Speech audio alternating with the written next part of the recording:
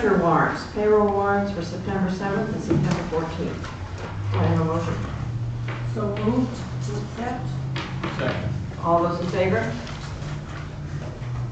Thank you. Accounts payable warrants for September 11th and 2018 and September 18th of 2018. I move that we accept the accounts payable warrants for the 11th of September and September 18th, 2018. Second. All those in favor? Thank you.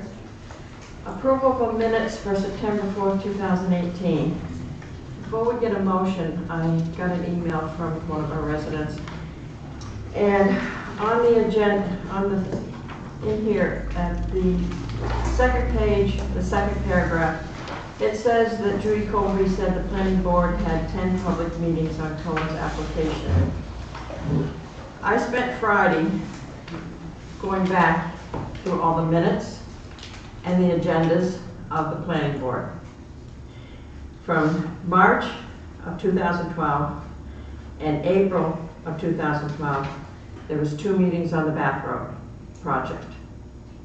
From September 8th, 2014 to January 2015, there was 5 meetings on JB Way.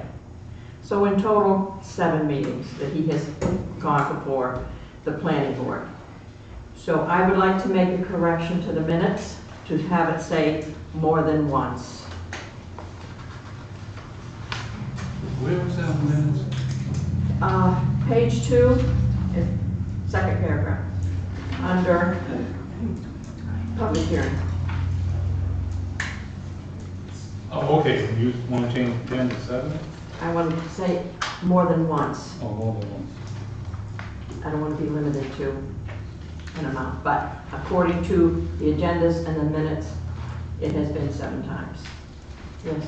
I don't know if I'm remembering this wrong, but on unfinished business, part B, about the Chewonki Campground application easement, I thought that Ben and I opposed it, but the minutes say Lyden and Anderson. You are correct. I You are was going to bring it up. Yeah, okay. You are correct. Ben Rhines and Anderson. Any other corrections to the minutes? Yes. Yes, go ahead. Right after that paragraph, well, the next paragraph talks about the tax anticipation note. And I had made a motion that the board rescind its previous actions where the board had awarded it to Sanford Savings Institute, which I believe was a 5-0 vote. Yes, it was. You I are give many correct. 5-0s I wanted, didn't you? Yes, Thank you. yes. That's all.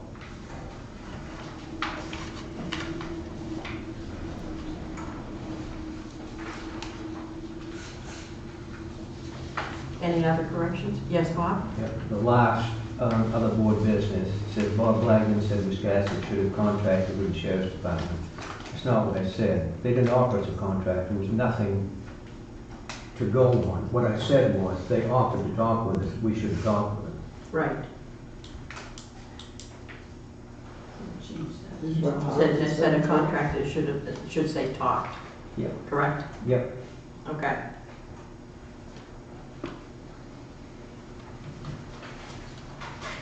Anything else? Can I have a motion to accept as amended? Second. All those in favor? 5-0, thank you.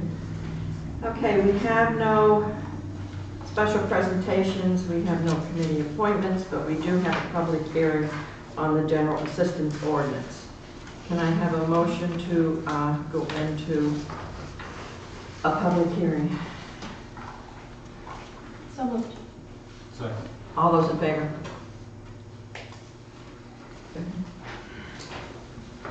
So for those of you that have been on the board for some time and members of the community that attend every October, we annually have to approve the general assistance maximums that the state provides. These are the limits that we use when we assist folks that come to the town for assistance. And we cannot use them until the board adopts them. There's not much change in many of them. A couple of them went up $2 or $3. But if you look at Appendix A, which is the one that talks about the numbers in the family, for a household of one, the GA maximums are $788, and a household of six is $1,578. So that's the range. So I'm just looking for comment and approval so that we can assist our residents that come to us. Any questions from the board? Any questions from the audience? Okay. Can I have a motion to come out of public hearing? So moved. I'll second it. All those in favor? Can I have a motion to approve this? I'll move we adopt the 2018-2019 General Assistance Ordinance Appendices A through D. I'll second it. All those in favor? Thank you.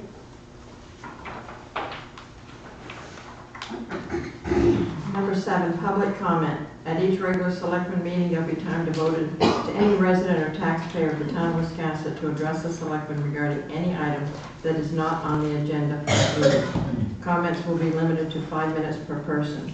Is there any public comment? Could I be recognized under public Yes, comment? please. I just wanted to bring up that in the Wiscasset newspaper, I felt that I was misquoted here. We was talking about the municipal budget. It says, Blagden said the schools get too much money, and he didn't believe any other school district got the amount of money from taxpayers that Wiscasset schools did. I have no idea what the school spends. I know what we raise for them in taxes, but I have no idea what they spend. They get revenue from other places. That's not what I intended to say. If I misspoke, I apologize, but what I was talking about was the municipal budget and the percentage of the tax dollar that's raised that goes to the town as opposed to the percentage that goes to the school. I have no idea how much the school spends, but the only conclusions you could draw from that comment are, 1, the school spends nowhere near as much money as other places, or B, the town spends more than other places, and that was the point I was trying to make. Thank you. Thank you. Any other public comment? Yes, ma'am. Please state your name. Leslie Roberts, Wiscasset resident. I wasn't at the last select board meeting, but I watched it and it was amazing. And I want to thank you all for stepping up and making sure that we're going to have trees on the downtown plan. And I'm just wondering, since we're going to go ahead and have the trees planted downtown, if we might be able to have a few people that could engage to work with the landscape designer, pick the correct tree. The one that they're proposing is a non-native invasive species, and just make sure that all the preparations, the soil is prepared properly and all of those kind of things. I know they're fiddly little details, but they can make the difference between a tree that survives and looks great and is good for us, or a tree that's not going to do so well. Is that a possibility? Well, the only thing we can do is bring it before NDOT and see what they say, but we Okay. will be more than glad to do that. Thank you. Okay, thanks. Thank you. Yes, Bill.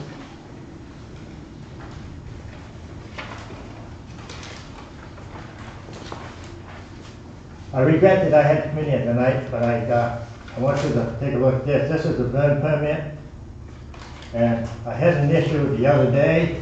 I came into the town office to get a burn permit, and I thought, and Ellen came up. Ellen was the one I got this one from, and she came up, and so she started to make out the paperwork for me. But first, let me tell you, she got on the computer and checked to make sure that it was okay to burn that day.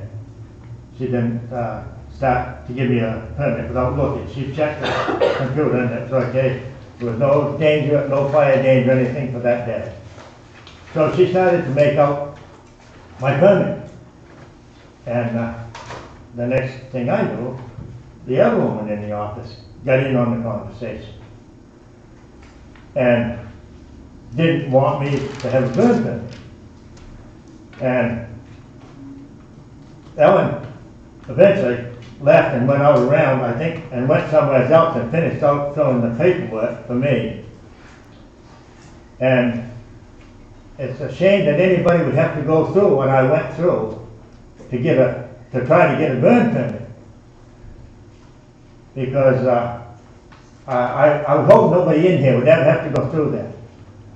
And finally, she realized that, I guess she realized I was probably right, so she made out a burn permit for me, the other one. But then refused to give it to me. And I just couldn't believe it. And I know that, and I know Ellen didn't dare to give me a burn permit. She wasn't gonna give me one when the other one wouldn't give me one. And everything, I mean, there was no fire danger, absolutely nothing. They checked. And I just think it's a terrible thing when anybody has to be humiliated like that. And that we pay people the money we pay people in this town for wages. And then they would use a citizen of the town that had been here my whole life. I was born right in that farm out on the hill. And for anybody to be here their whole life and support this town as much as I have, should never have to go through that. And I would hope that you people take this matter in your hands and address it. Thank you, Bill. We will. Anyone else? Public comment? Yes, sir.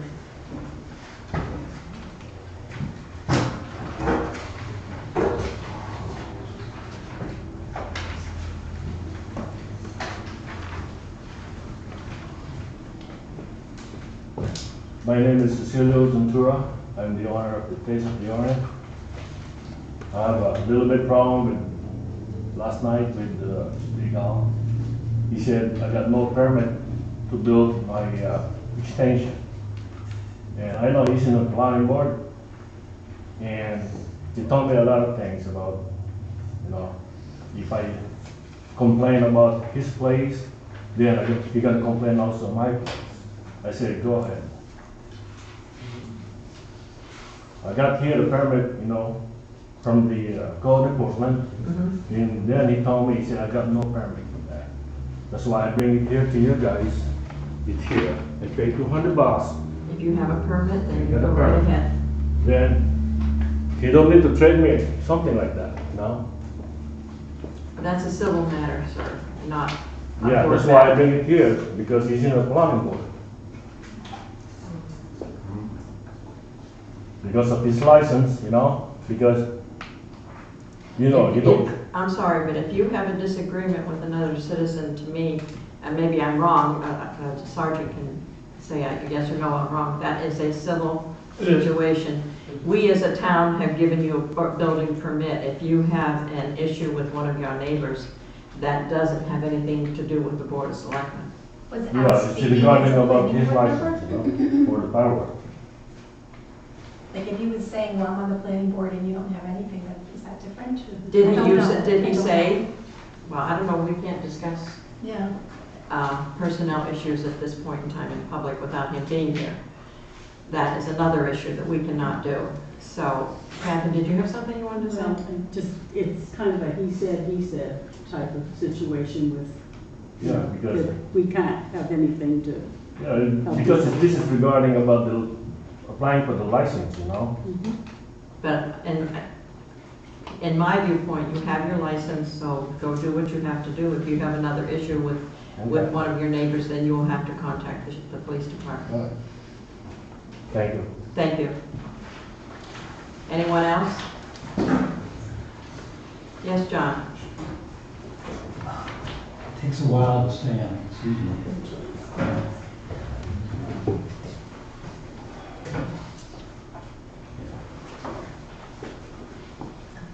I'm John Reinhardt. I live on 26 Lee Street. And I want to thank you for slowing the traffic down on Lee Street. And we have that yellow light that shows, you know, people whether they're doing the speed limit or not. Now I'm going to go a step further, and I'm glad the police are here. I am really concerned at the way people come roaring down Route 1 trying to make it through the traffic lights. When I pull out of Camden Bank, I was almost broadsided. And it is a real problem. Now, I know this is a federal highway, and I know that we've been told that our police, the state police, just don't want to do anything there. But somehow, we have got to slow people down. We have trucks, semis, heavy with oil or gas, roaring through the stoplight. And even a yellow light that would blink and say that there is a stoplight coming, or you're going past the speed limit, would help. Let's not let this happen and have someone killed. Then it's going to really come down on our shoulders. We need to slow the traffic down. And I'm not talking about the times when, during the weekends, because it's early morning. It's up until 10:30 that people are trying to get places, they're trying to avoid the stop. You all know what I'm talking about. I'm sure that you've all had, some type of situation. Please do something about it before someone's killed. Thank you, John. Anyone else on public comment? Okay, if not, we will go ahead. Department head or committee chair. Department head monthly reports. I wanted to commend Wendy Williams for doing such a great job on the ambulance report. It was very thorough. I enjoyed that.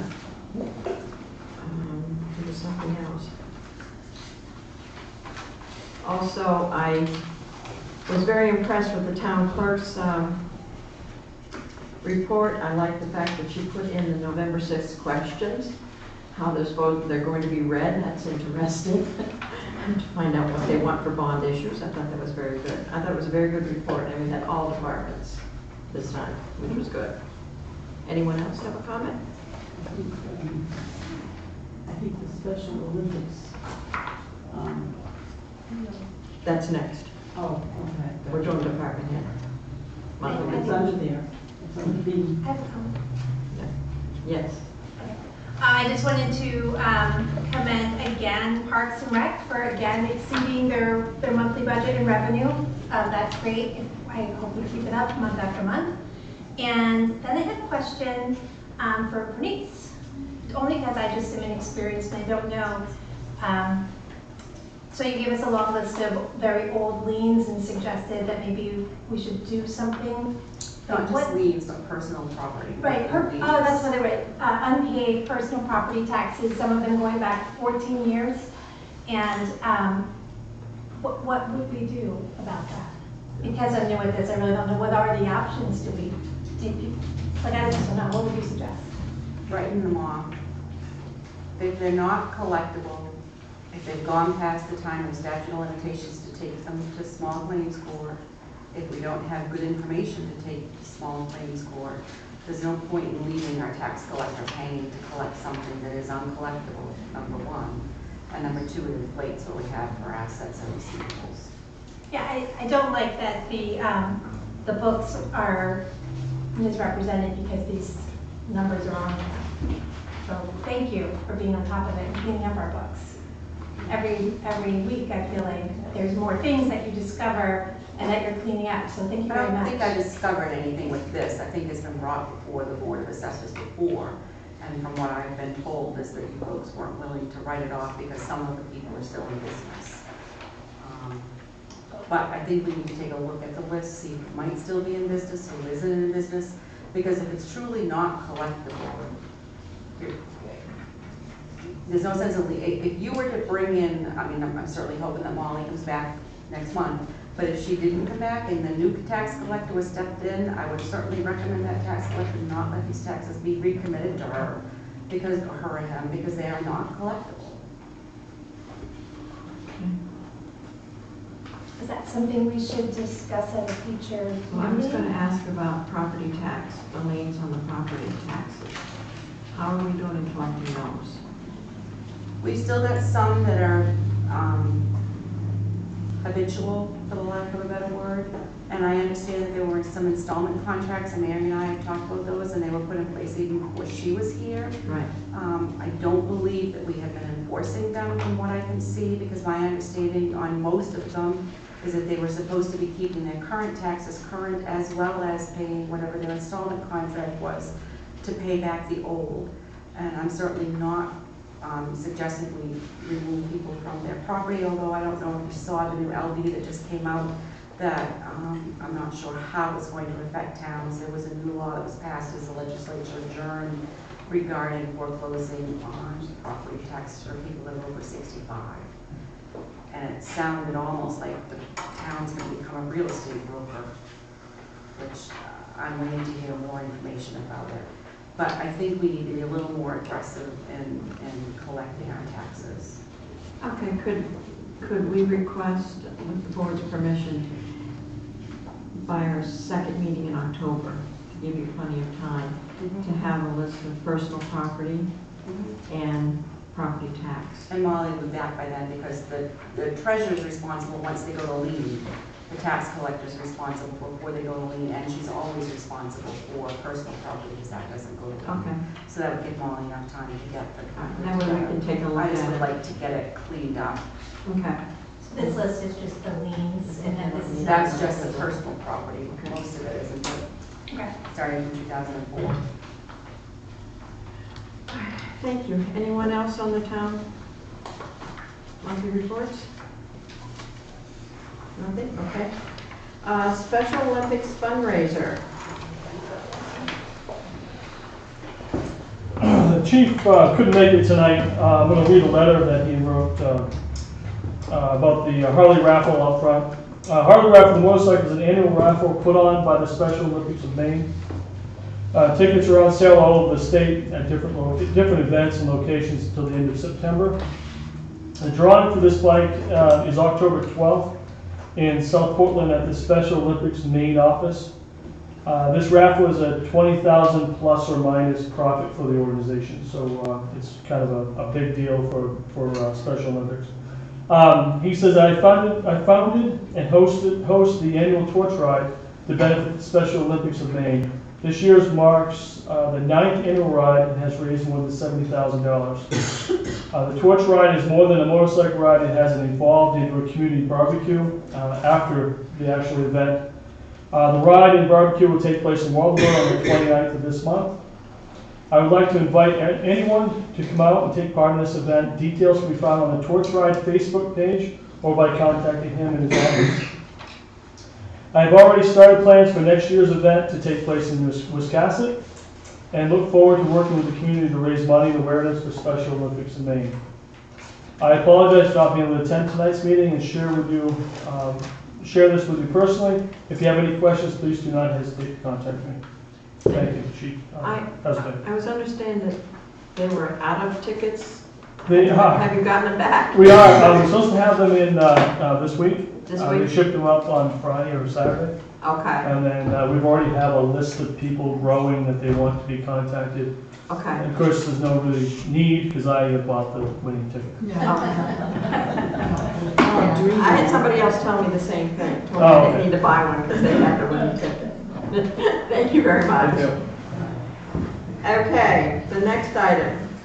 Review proposed changes to the Historic Preservation Ordinance, the Ordinance Review Committee.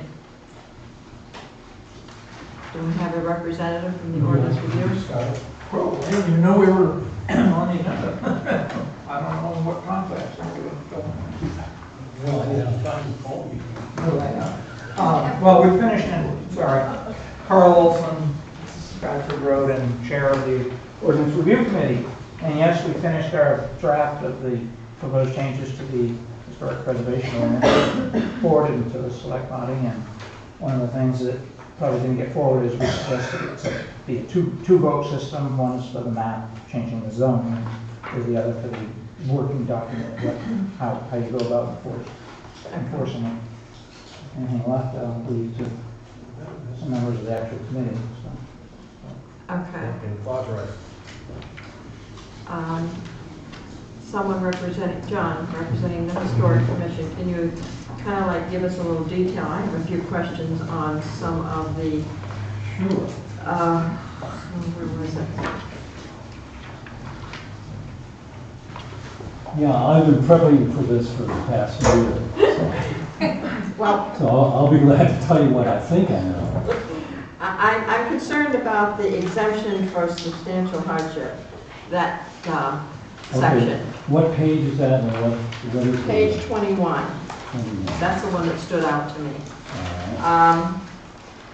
I don't understand, A, property cannot yield a reasonable economic return or the owner cannot make any reasonable use of the property. Reasonable economic return shall not be construed to mean a maximum, minimum, and any reasonable use shall not be constructed to mean the highest and best use. What are you trying to say? There's a lot of things that are said in here that we have been turning over in our minds about this. And when we worked with Carl and his group, we went through it, and I'm not sure the number of hours we put, but we did underline things that we felt that are important for the town to talk about at the town meeting.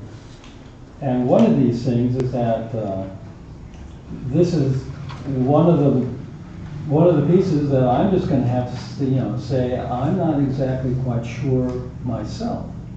And what things that we might want to do on some of these things is use some of our lawyers in order to interpret. But I'm not really hot for that idea either.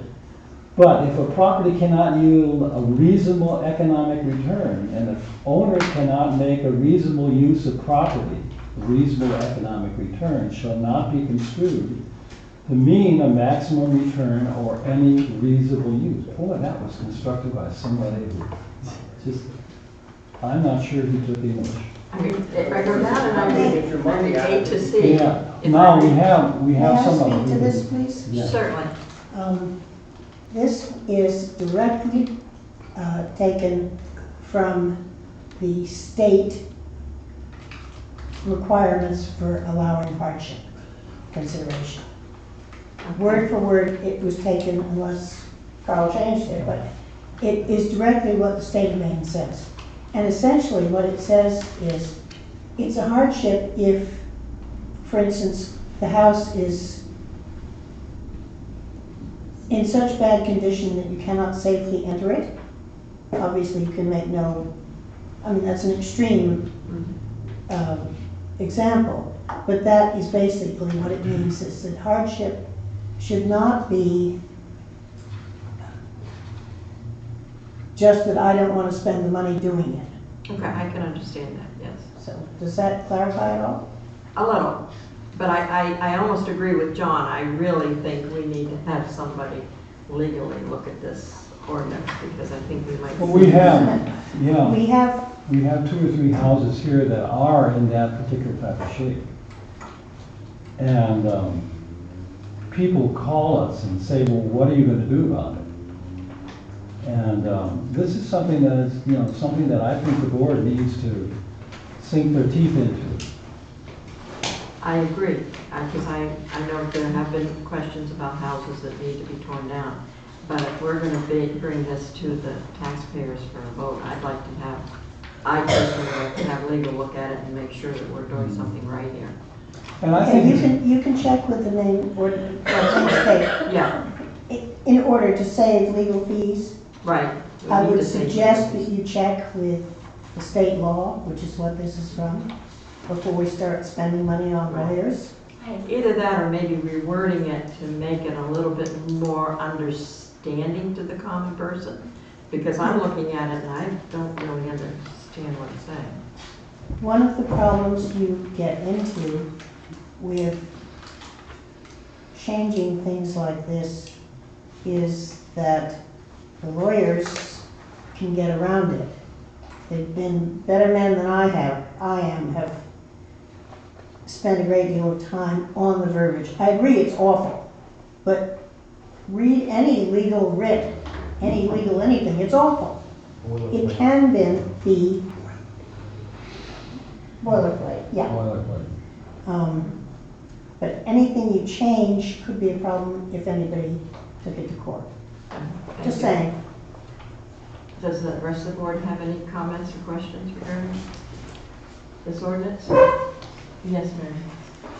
So I don't know if this will be helpful or not, but this particular section is right out of the statute that deals with how the Board of Appeals can grant a variance. So that's where this comes from. And if you read above where it says, where one or more of the following unusual compelling circumstances, they're not implying that you have to meet all of them. They're saying that if one or more of them exist, the board could grant an exemption. So it's intended to be helpful.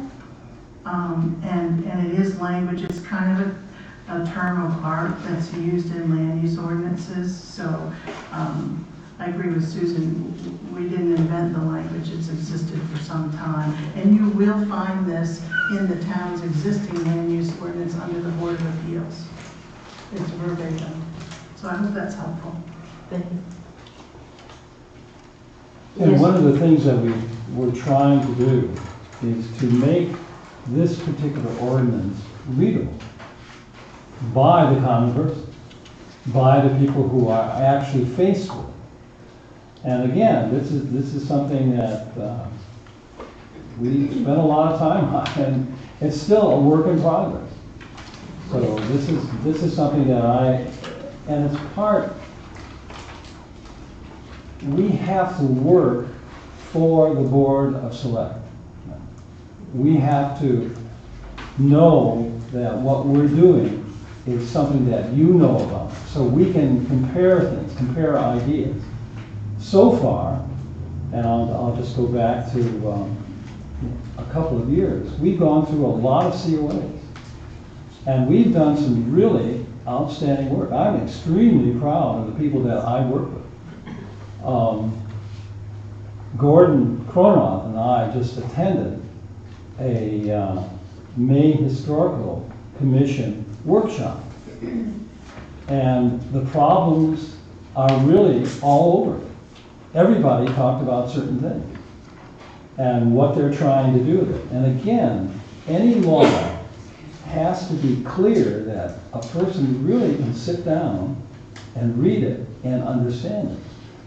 And again, I won't tell you what I think of going to lawyers, because it's not one of my favorite things.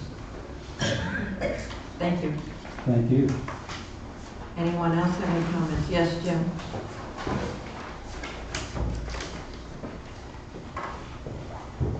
I'd like to commend the Ordinance Review Board and the Historical Commission for the work they've done on this. I would like to point out in section 10.1, the first subsection should read 10.1.1, not 10.1.2, which is repeated twice. It's a simple correction there. I disagree with striking some of the definitions that currently are in the ordinance, especially substantial, let's see there, I didn't take the whole thing down, but the whole paragraph dealing with substantial alteration, I believe it is. That's a standard term used in the field. It's straight from the Secretary of Interior's standards. It needs to stay in just because there isn't somewhere else in the ordinance that currently talks about it. It can come up, it needs to stay in.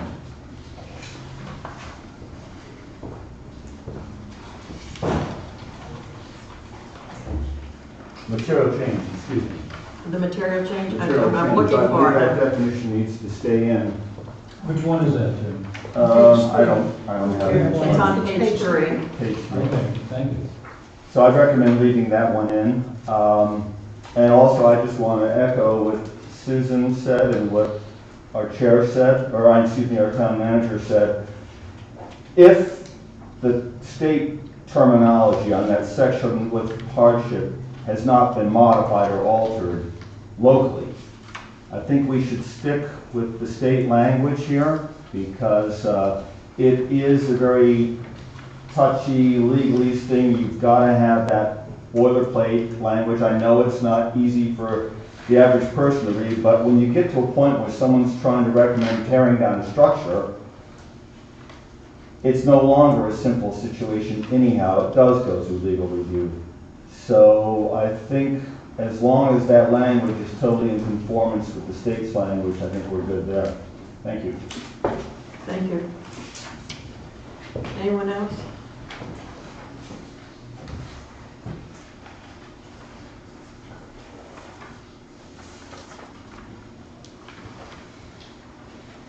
So what does the board want to do about the ordinance? I thought we were just reviewing it. You want to bring it back? We'll have to have a public hearing. I know we have to work here. Judy, could I just ask, I mean, I certainly understand the argument for keeping material change in, but what's the argument for taking it out?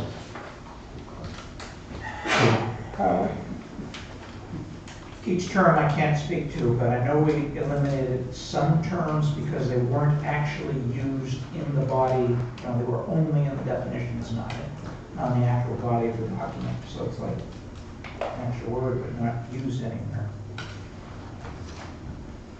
And the language there, that's supposed to always be a hard one to prove in both cross-land use. It's supposed to be very hard to get that exception.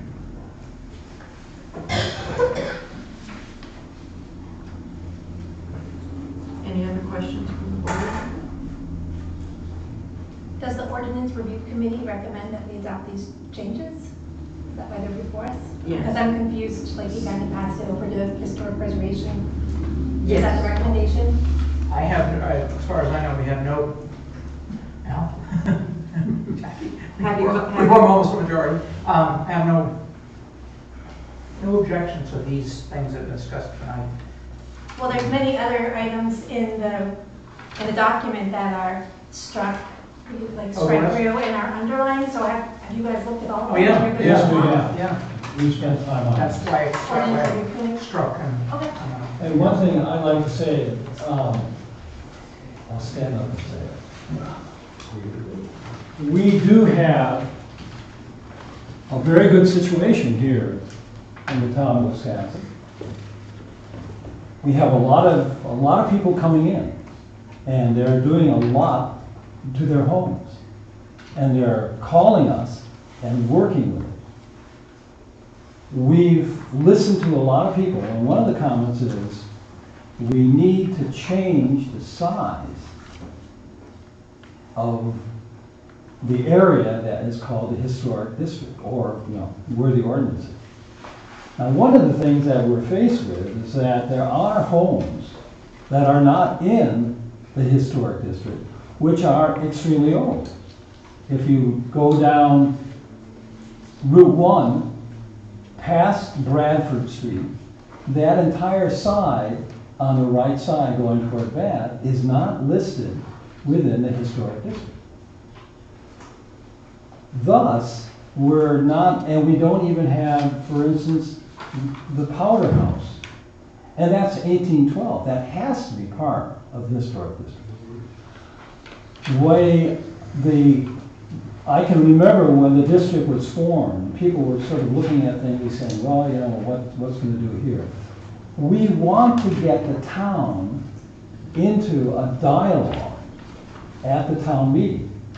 And that's why we're bringing you into it, because we've gone through it. Both boards sat down and, as I said, spent a lot of time doing it. We need more input. We might want, for instance, I was going to talk to you about the fact that the bridge going over to White's Island, you will have to fill out a COA. And we have people who are really excited about that, because we can go back and get pictures and say, we can make it the way it was back in 1895 or 1880 and still be safe. But those things are something that you need to help us with. And I'm not going to mention the basic thing here, because we can't do anything about it. We don't have a town plan. So we're open to sitting down with you. And I invite every one of you to one of our meetings. If you want to go into something else, come down and talk to us so we can have a little bit of guidance.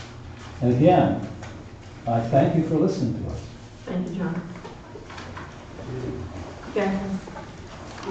I just have one comment at the moment. This is still I would say a work in progress.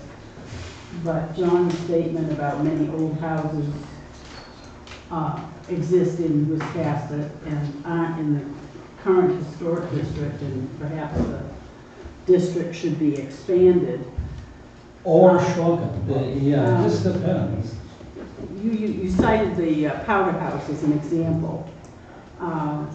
If there is a way to say this is a historic, obviously is a historic building structure. There's a sign there and everything, but I can't see making that entire section of Churchill Street part of a historic district. That just does not make sense.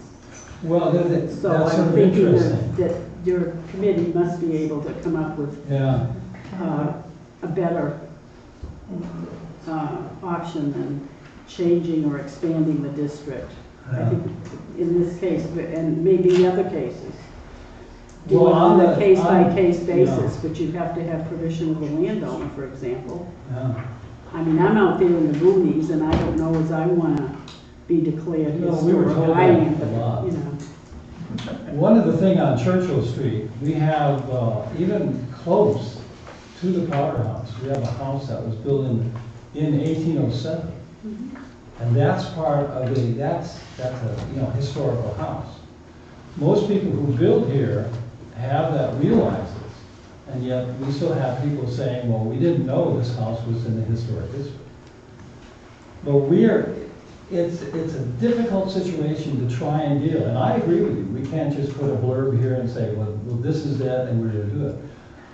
For instance, Bradford Street on the opposite side of Lee Street. The Rafters house is probably around 1805. I'm not sure about that, Susan, do you know? The Bradford house, do we have that? Isn't that in the... I don't think it's in the district. Okay. And that's something that's a beautiful historic house. So it's kind of difficult to try and figure out what should be and what shouldn't be. Susan, do you want me to go through the notes, or do you want to? No, I was just going to reply to Catherine. 10.4.2.1, establishment of new historic districts. Historic sites or landmarks should be done by amendment to 10.4.4. No property will be included within a district or become an historic site or landmark without the written consent of the property owners, the Board of Selectmen, Planning Board. There's a whole outline. as I said, I haven't had time. The reason for taking back to the original National Historic District was that people felt, I don't understand why they felt going beyond that was a bad idea. But they did, so that's why we proposed going back to the National Register, sorry.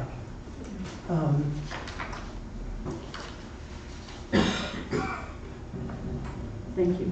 Thank you, Susan. Yes, sir.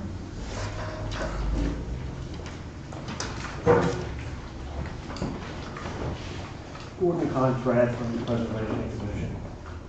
The reason that we have asked that particular point be separate on the ballot is because of this controversy. The overlay district was part of the last ballot and the first ballot, and it was voted to be saved. Now, with some discussion with folks in the town, they asked that we would consider changing the historic district boundaries. The boundaries that exist on the overlay follow particular lines of the town, streets, roads, property boundaries. The original district from the National Registry is a square that goes out into the river, across pastures, through the middle of people's properties, and probably through the middle of houses. It will become extremely difficult to identify if somebody's building is or isn't in the historic district. By reducing the size of the district below what it is now, excuse me, it will become more confusing, and a lot of the properties that were considered in the district as being historic continuation or improving the historic district property will be lost and then become non-applicable for historic preservation COAs on guidance. At this point, nothing has come up, but there have been properties that have been worked on down in the area of Flood Avenue, which is in the overlay district, but nobody has brought it to the attention. Nobody's looking at that. There are properties up just before the grammar school over on the east side of Route 27 that things are happening. And they're being overlooked because nobody knows that they're in the district, but they are. So reducing the size of the district is just going to make, or taking it out of the overlay as it stands now, is just going to complicate things more, in my opinion. So let me understand this. Say a house on 27, you were talking about 27. It wasn't built in the 1900s, I'd say it was built in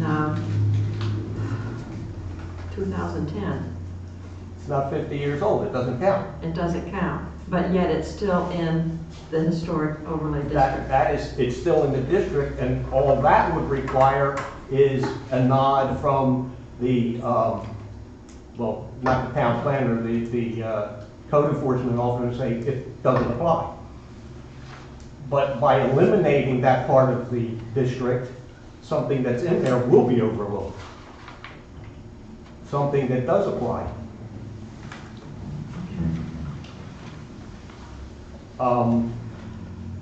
Example, work done by the water department down along the waterfront. That went into the railroad properties that used to belong. Archaeological remains are in there. Nobody required them to do anything because they were overlooked. Okay, that's all I got, unless you've got any questions. No, I don't have anything more. But that's why I say we've asked that that be separated because it is not the same question as the rest of the changes to the ordinance. Thank you. Thank you. Anyone else have anything regarding this ordinance? Okay. Is this for June vote? Yes. John, did you say something, or did I misunderstand you? Did you say something about the thought of decreasing the... We have had people ask if, have said, well, maybe maybe you should actually decrease the area. And I agree with, Gordon completely. We shouldn't. And what we have here is a problem of trying to get the word across to people. And just like Gordon explained very well, the town enforcement officer will walk around, and if somebody comes in and says, do I need to have a COA because I'm in the historic district, he'll look at it, and he'll say no. And we've done that.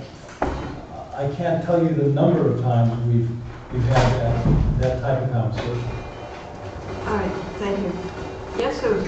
One final comment. I wish Bill Sutter was here, because he was one of the people who was vociferous about having the historic district conform only and solely to the National Historic Register boundaries.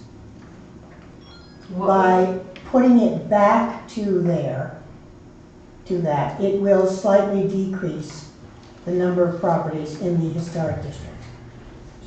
So you are saying by going back to the historic district, To the National Register National district, which Register, is already it will there, be smaller than what we have now. it would be a few properties smaller. That's what it's doing. And does the rest of the board agree with that, or you're saying no? You want to leave it the way it is? That's where I'm getting, I want to understand what. No, I'm just saying that Yes, that's. I That's understand. what the Okay. difference is. We agree to disagree. If I may make one of those weird comments. But you know, it's, I mean, again, keep it the way it is. yeah, it's the way, It is what the townsfolk voted to keep on the last two votes with the commission and the overlay. They voted. I'm just asking questions, just trying to figure out what we Okay, sure, mean thank by you. the national and this. I'm just trying to get it in my head what we're discussing here. If you go to the last page of the ordinance, the overlay map is there. I see it. That dotted line that goes around, Mm-hmm. that is the original area. That's the National Registry area, that dotted line, the square that's going around the town. Okay. And with that, you can see that a good portion of it is out in the river.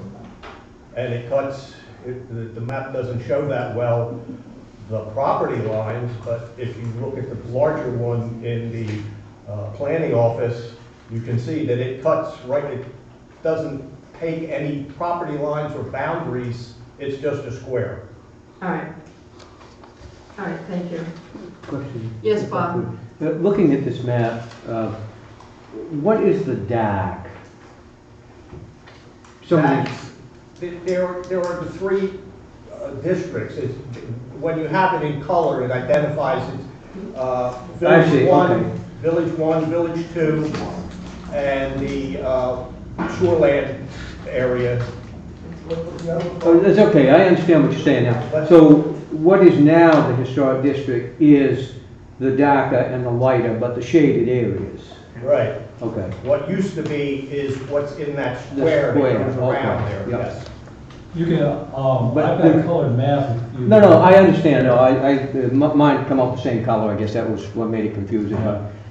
Is there a proposed change in this ordinance, or is it just leaving it the way it is? Well, that's one of the things that's in there, and that's why we've asked that it be broken off of the rest of the change and be a separate question. It doesn't have to be included if the selectmen don't want to include that particular question. They think the Can you tell me what section that changed? it's at the very beginning, I think, Bob. I'm sorry? I think it's at the very beginning where it talks about boundaries.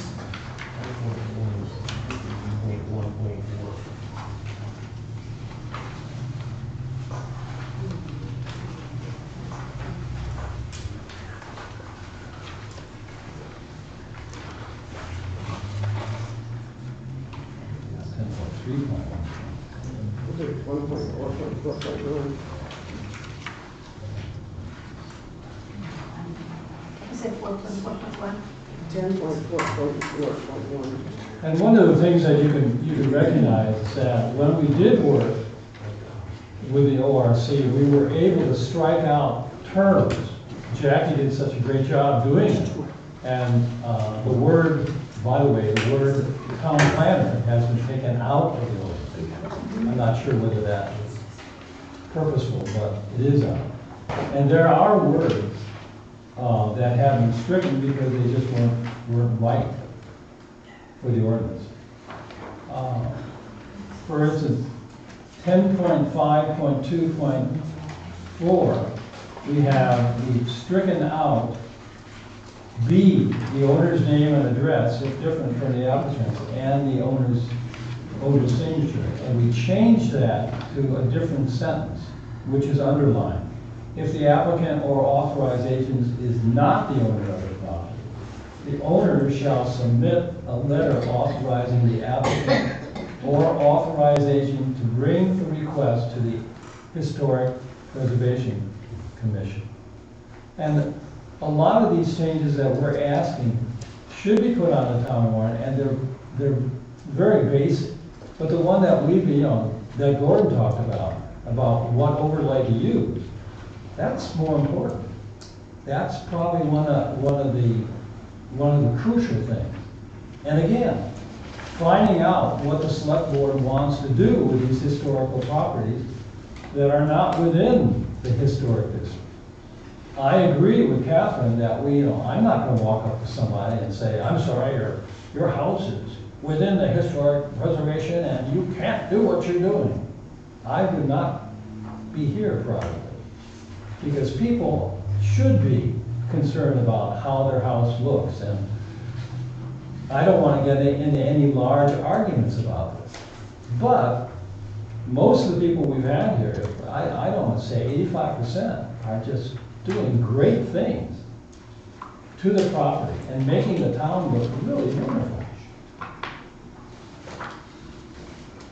We will get back to you on this particular thing and find it for you. And I don't want to go through this and make more time for it.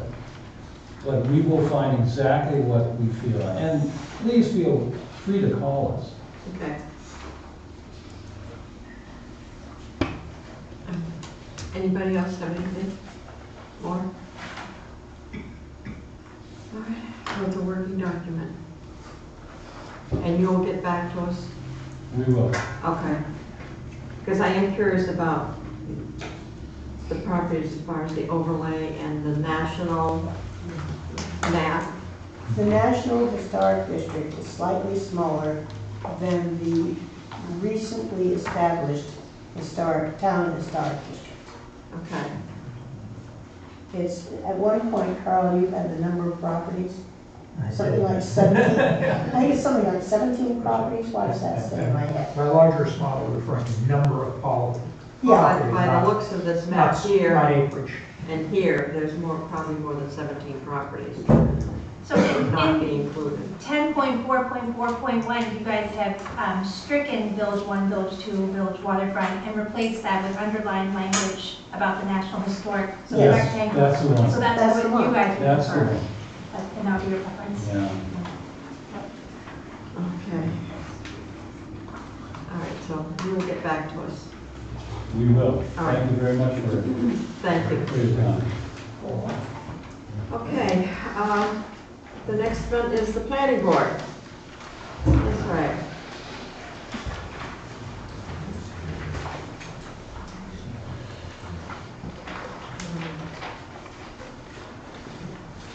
Very solid planning board. At our last meeting, the planning board voted to petition the select board for a plan. My philosophy is I don't think we need a full-time planner. One thing has happened since the planner left. We've been probably 3 times busier than when he was here, so it's put a lot of work on us. But number 2, the people in town voted to apply the planning board's budget to reduce the tax commitment. And I think at some point, we have to listen to what the townspeople say. It may leave us in a little bit of a tough area, but, we've been working with it. One of our problems is that, and I'm not mentioning any names, but we as a planning board will lay out item for item that needs to be done in order to get that project approved.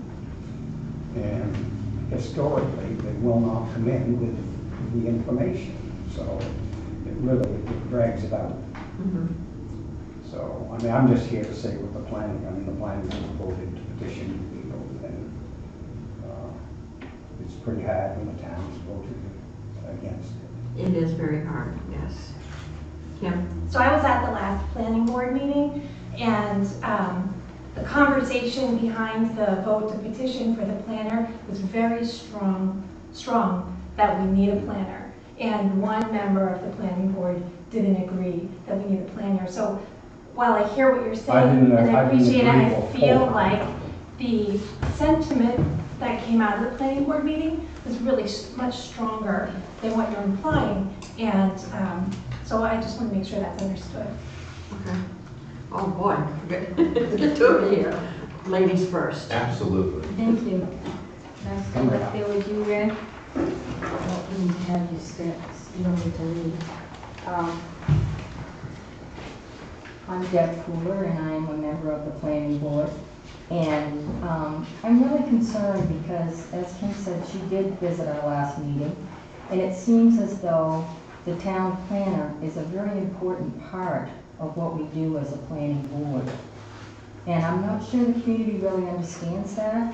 We are lay people, and we all struggle with knowing what the right way to do things is. And I kind of said to Kim later, because we're friends, just that it would be like you running a meeting without Marion there.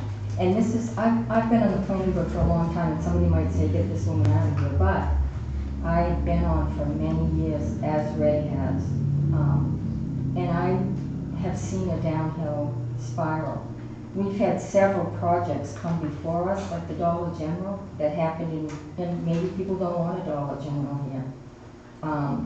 A child care place at Napa, a coffee, bakery, local beer, cafe type place that didn't come here. And I believe that those businesses didn't come here because of the fumbling that happens at the planning board. And the fumbling is not any fault of any of ours. I believe we don't have a person knowledgeable of the law and whatnot that we need to make decisions concerning businesses coming in. And when the people come in, they bring the applications, but the applications aren't complete. And actually, the last meeting, the wrong application was made out. The town planner used to step in and do that. They would help them fill out the application. I know, Al, you work pretty much. I work, a lot of us do other things. We can't be here to help people fill out applications. That's not what we have time for. But I'm telling you that a lot of time is wasted because that time that they could have sat with the town planner. And Ray, I'm not saying we need a full-time one, but we need at least a part-time one that could sit with a person who wants to bring a business in this town. Because I'm telling you, I work with young people, and if we don't bring businesses into this town, our town isn't going to grow. People aren't going to want to live here. They'll go where other businesses are. And I'm not saying it has to be a metropolis or anything like that, but we need to employ our kids that are here now. And we don't have the businesses to do that. Antique businesses are not going to keep our kids here. And I know that we have a lot of talent in our community that could be utilized better. We had a walkability committee that was set up. I had kids from the high school on it. We had a wonderful time. Walk around, we do all these plans downtown, down by the waterfront. We've got a waterfront that's just sitting there that we could be using. Bath's done it, Scott, a lot of towns around us is doing that. We need to do that too. And I think that that was part of what the town plan does. Town planning means town planning, and that's what we have. So I implore you that take a look at that and just at the growth of our community, at the stagnant way that the planning board right now has to operate. I'm telling you, if you took Marion out of the room, it would be similar to what we're going through. We are not doing well. And yes, Larry Gordon ran this town for a long time, but times have changed. And now in these times, we need people like Marion, we need people like the town planner. I'm very behind that. And I think Al would like to speak to that as well. So come on up again. Thank you.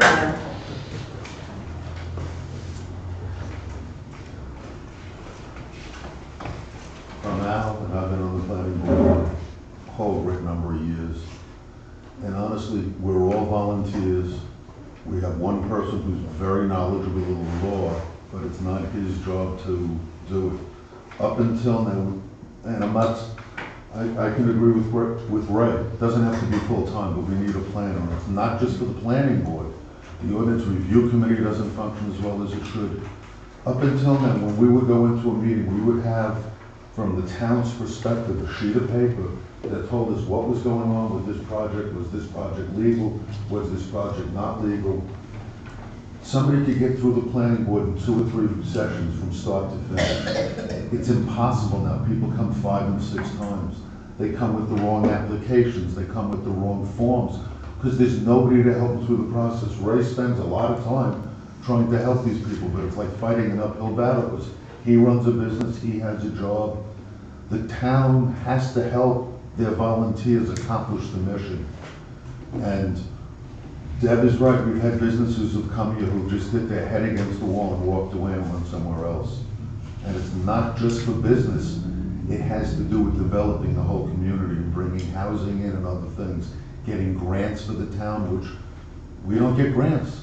Planners get grants in a lot of towns to do a lot of things. So I strongly urge the board to consider that the entire planning board spoke up very strongly in need of a planner. I'm not saying part-time, full-time, we need help.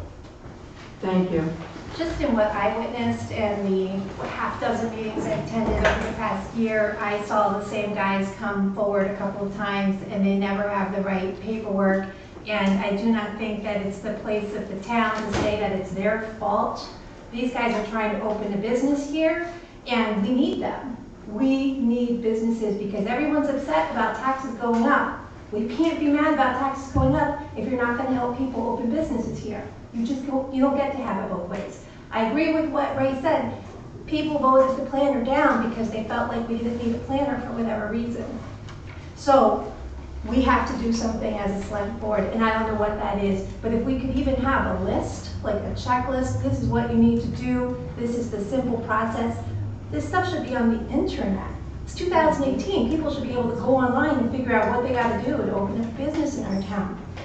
I don't know, I don't wanna go against the taxpayers. I also am curious if taxpayers fully understood what they were voting for, but I agree that the planning board is not running smoothly, even down to, you know, they were supposed to have 10 copies of a large map and they only had 2 copies of a large map and they almost didn't get a chance to show the map because they didn't have the right number of copies. It was ridiculous. Thank you. Kim?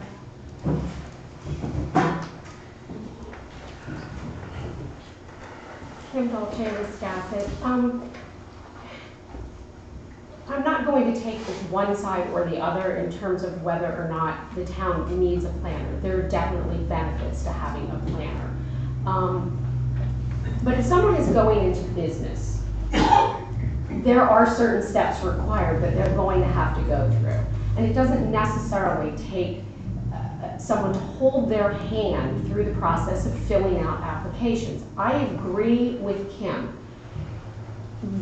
The process could be revamped in such a way that it is more user-friendly. If it's online, I mean, you're a school teacher. You know what it means to give clear, concise instructions. I taught school, I taught middle school. I know what it's like to have to explain and make something clear. Here, go do this. And they come back and it's done. And if it's not, it is on them. If the town decides to go with a planner, and I'm fine with that, I just hope that you will all ask yourselves, what are you willing to give up to make up for the cost of that? Because we all just got our tax bills in the mail. And year after year, they're going to keep going up. So I think you need to look at all those things. Yes, there are possibilities that a planner could bring in more revenue. I see that. But until that was to happen. I wonder if we could get someone, a volunteer, who could join the planning board perhaps. Someone who had energy and intelligence and drive, who could participate and make directions clear. Someone maybe a former school teacher. If someone was honestly, like we need energy and enthusiasm. I have been helping with another committee in doing exactly that. Thank you. Thank you. Just a minute, Al, there's a lady in the back.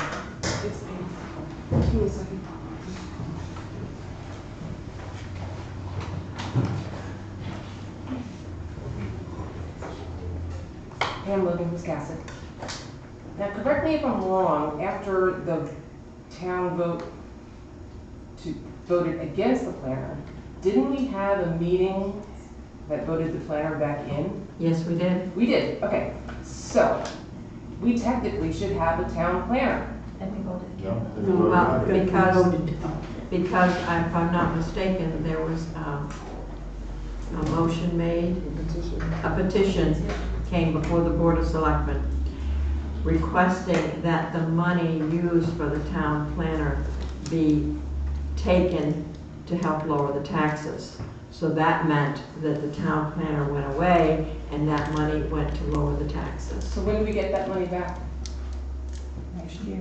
No, Okay, it's so in taxes this year. on that note then, when we lost the code enforcer, it was the town manager that stepped in because she is the one person on all the committees that is paid more than the governor to do her job. So now we have a town planner that we don't have a fund for, so why don't we have the town manager fill in for that? Or if not, we need to lickety-split hire a town planner. Because if the code enforcer wasn't available and she stepped in for that, and now we don't have a town planner, and we all voted to have one in, then we need to do something to get it back. Because as you can see, a town planner would help not only the planning board, but as well as the HPC, and as well as the ORC, and many other departments in here to do better for the town of Wiscasset as a whole. Because I agree with Kim, we need to streamline the forms and get somebody in there to help the rest of the town, because it hasn't been improving since he left. I agree wholeheartedly with you, Pam. I am definitely for the planner. I've always been for the planner. If a petition comes before the Board of Selectmen, I would be more than glad to vote and have put it on the ballot. Back again. In Yes. defense of the town manager, any time that I've needed help with a client or someone that was trying to do an application, she has taken the time every single time to sit down with me and work with them. As far as the coffee shop, the reason that lady gave it up, it wasn't because we didn't have a town planner, it was because she couldn't negotiate a price for the building that would fit their budget. The daycare center out here has been approved. Why they haven't done more than they're doing, I have no idea. And Dollar General, they didn't take the piece of property because it was going to cost them too much to clean it up. As we speak, they're looking at another piece of property. So, things are going along. It's not because we didn't have a town plan at the piece. And I'm not saying that someone to help us planning, it would be a big help, and especially to me. There is no question about that. But I just think we have to take into consideration what the townspeople want. Very right. Catherine? I agree with just about everybody. We could definitely use a town planner, and even if it's part-time, and perhaps changing the title would make a difference. I don't know, town planner seems to be a dirty word, don't ask me why, but it seems to be. Economic developer. A lot of people have volunteered to death. I mean, there's just so many people that go around. All of you are volunteers. We're volunteers. Yeah, we get a couple $100 a month, but we volunteer for town things. We volunteer for outside other civic organizations.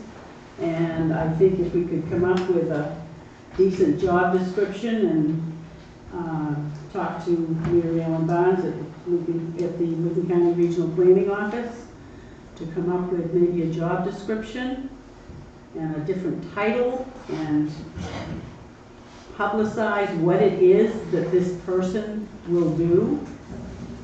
And hopefully everybody will read the paper and find out or talk to people and get an idea. I don't know, we need one. No question about it. As I said, we definitely need a planner. I think, in my observance, since we do not have a planner, I have nothing against you guys. You're great. You're volunteers. You're great. But I think that some things have slipped through the cracks because we don't have that person there to help you. And I know that when the planning board, the ordinance review, the historic preservation, everything was all laid out for you. You knew exactly what was going to happen at the meeting. I mean, they'd go in and they'd see the planner, they'd walk you through everything. The whole packet was there. Now, I've got people emailing me asking me, what do? I want to start a business in Wiscasset, where do I go? I can't tell them, I don't know. We definitely need a planner. Again, whether it's full-time, part-time, I don't know. But we need something in this town to bring businesses into this town. Kim is right. Taxes are going up. If we don't have revenue, the taxes are going to continue to go up. Anybody else have anything to say? I'll get off my soapbox. Yes, sir.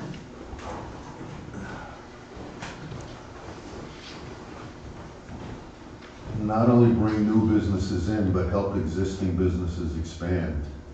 True. I started a process in February and I've seen the application change. I know for a fact 3 times. I'm not sure if it's changed 4 times since February. So that makes it very, very hard for somebody coming in to know what to do and which version of the application you're filling out. I think it changed again this past week, somebody told me. But that application's changed for a fact 3 times since February when I started the process.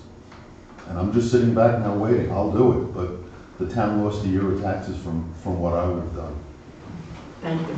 Just have a brief- Yes, Deb. Just really brief. First of all, here's Red. Thank you, Red, for clearing all those mysteries up that I had. The only thing I have to say is that is a clear example of why this town doesn't know what's going on. I'm on the planning board and I did not know the backstories to those businesses. People that came to the meetings, read it in the paper, that's what they assumed is what I assumed. So, going forward, we need to be clearer about what's happening at the planning board, but also, if we get a town planner, more information has to be out in the public. More information that's correct has to be out in the public. We're a small town, people talk. And again, thank you, Ray, for clearing those up, because that's what I really thought, and that's what people in the community thought. Okay? Because it looked like that from the look of the meetings. So, thank you. Thank you very much. Anyone else? Okay, we will go on. The unfinished business. Annual license for sale of consumer fireworks. Alan Cullen, applicant. This is going to be tabled until further notice.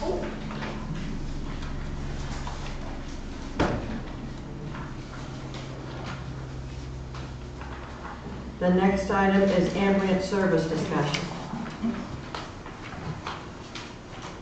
Excuse me, do we need a lot of table? Oh, I'm sorry. Maybe a reason? Well, there was that letter today that came out. Per advice of our attorney. Well, I'd like to make a motion just to table or extend it to some, and plan on it for some future meeting. Go right ahead, you can handle that one. Is that all right? At a future meeting. At some meeting in the future, yeah. Okay. Future meeting. That means we will be There was doing- I don't know what, is this called? Can I talk? There was a date in that letter, right? What the town did was request more information from Mr. Cohen. We proposed a date when we'd like to have it back. We don't want to set those limits on Mr. Cohen in case he's not able to get all of the information, because not all of it will come from him. Some of it has to be provided by state agencies.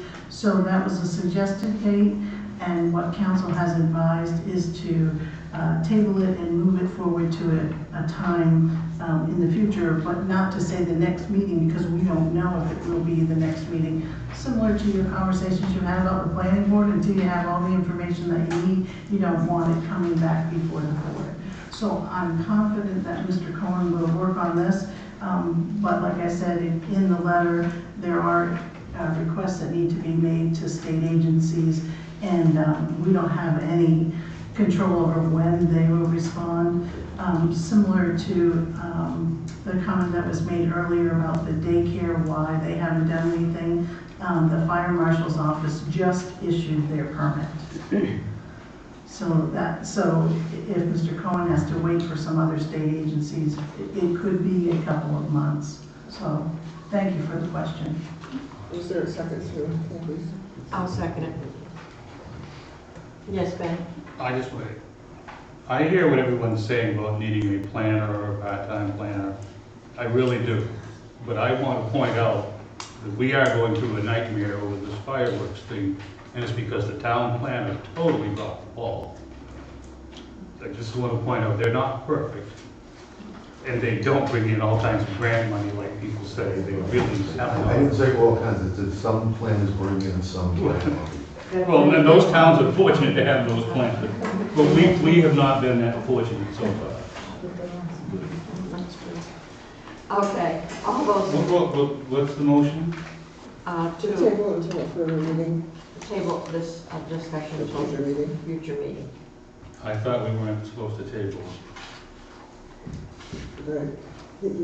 Just not set a date, just say to a future meeting date. It's going to come back to the board. We just don't know quite when. All I know is I used the phrase table before and got my head bit off. Postpone. Thank you. Postpone is better.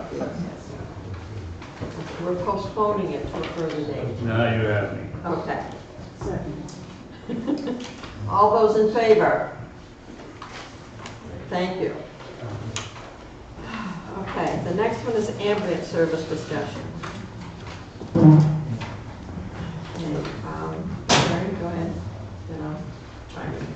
So we've had some discussion about the direction to take for our ambulance service. And I know that you folks have noticed in the warrant that the overtime on the payroll for the ambulance service is getting quite high. The acting director has actually commented on 2 monthly reports, bringing your attention to the fact that there's a bit of overtime. So I'm just looking for clear direction from the board. And what I did to try to be helpful is put together all of the minutes and the times when the board has discussed this. And as of the last meeting that I had from July 17th, the motion was to put it before the community on the November ballot. I had reserved that space to do that, but I want to make sure that the board still wants to go forward with that action. And in the meantime, just get a sense from you that you still want to head in the direction you want to head in. I have been doing a lot of thinking regarding this.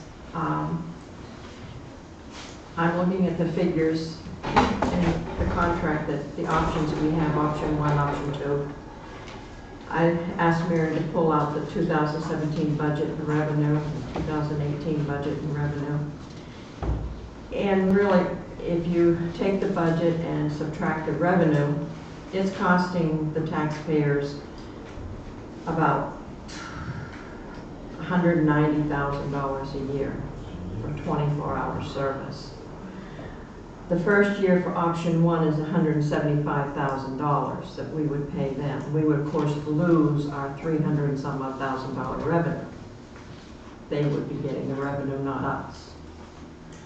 Also, part of it is our ambulances. And that's the part that bothers me. That's tax dollars sitting over there. And I think they say that we can, they will lease them to us for 2 years, if I'm not mistaken. Then we, sell them to them for $1. We just spent $98,000 on an ambulance, a 2013, I think it is, ambulance.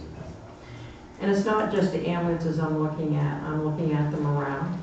I'm trying to look at what the people want. They voted twice that they want their own ambulance service. Like they want their own fire, they want their own police. To me, in looking at all these numbers, For example, 2018, the cost to the taxpayers was $190,000. We pay CLC $175,000.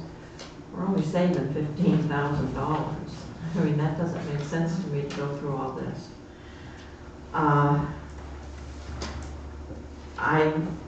am going to make a motion that we continue with the ambulance service of our own and instruct the town manager to put out a job description for a director. Kim? Wait, do I have to second it in order to talk? Yes, please, for discussion purposes. Okay, so for discussion purposes, I'll second it.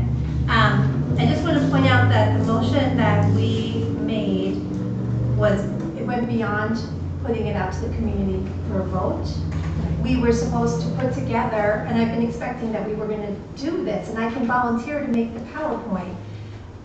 We were going to put together a presentation that explains to everyone in the community what the cost of each option was, and maybe a little bit about what the benefits of each option was, so that people could vote with some knowledge and not just vote based on their heart or their gut instinct or what the guy down the road said is a good idea to do. I feel like we need to, I feel like we should hold true to that, because there are a lot of people who've been talking about getting rid of EMS for a long time.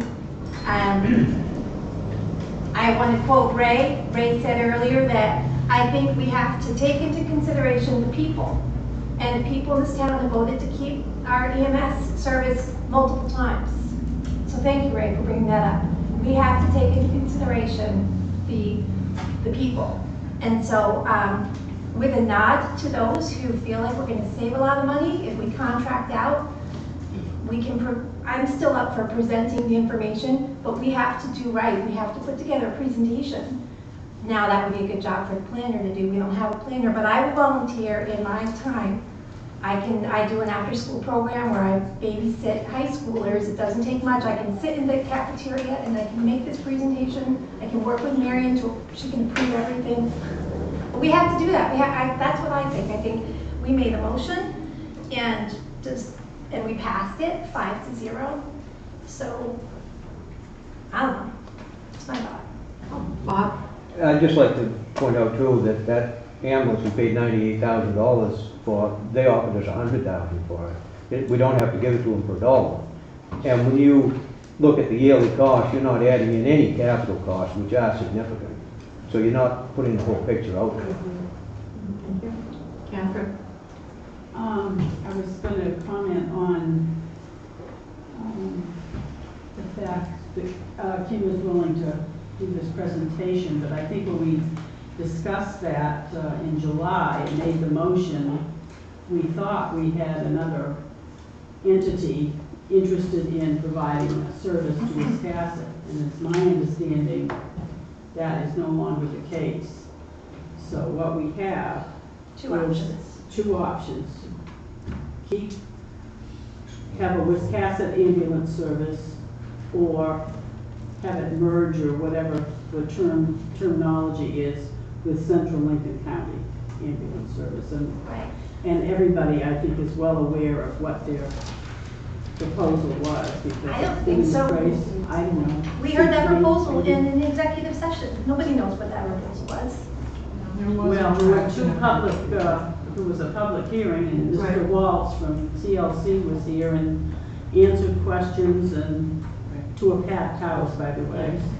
So I think people are aware of what it is.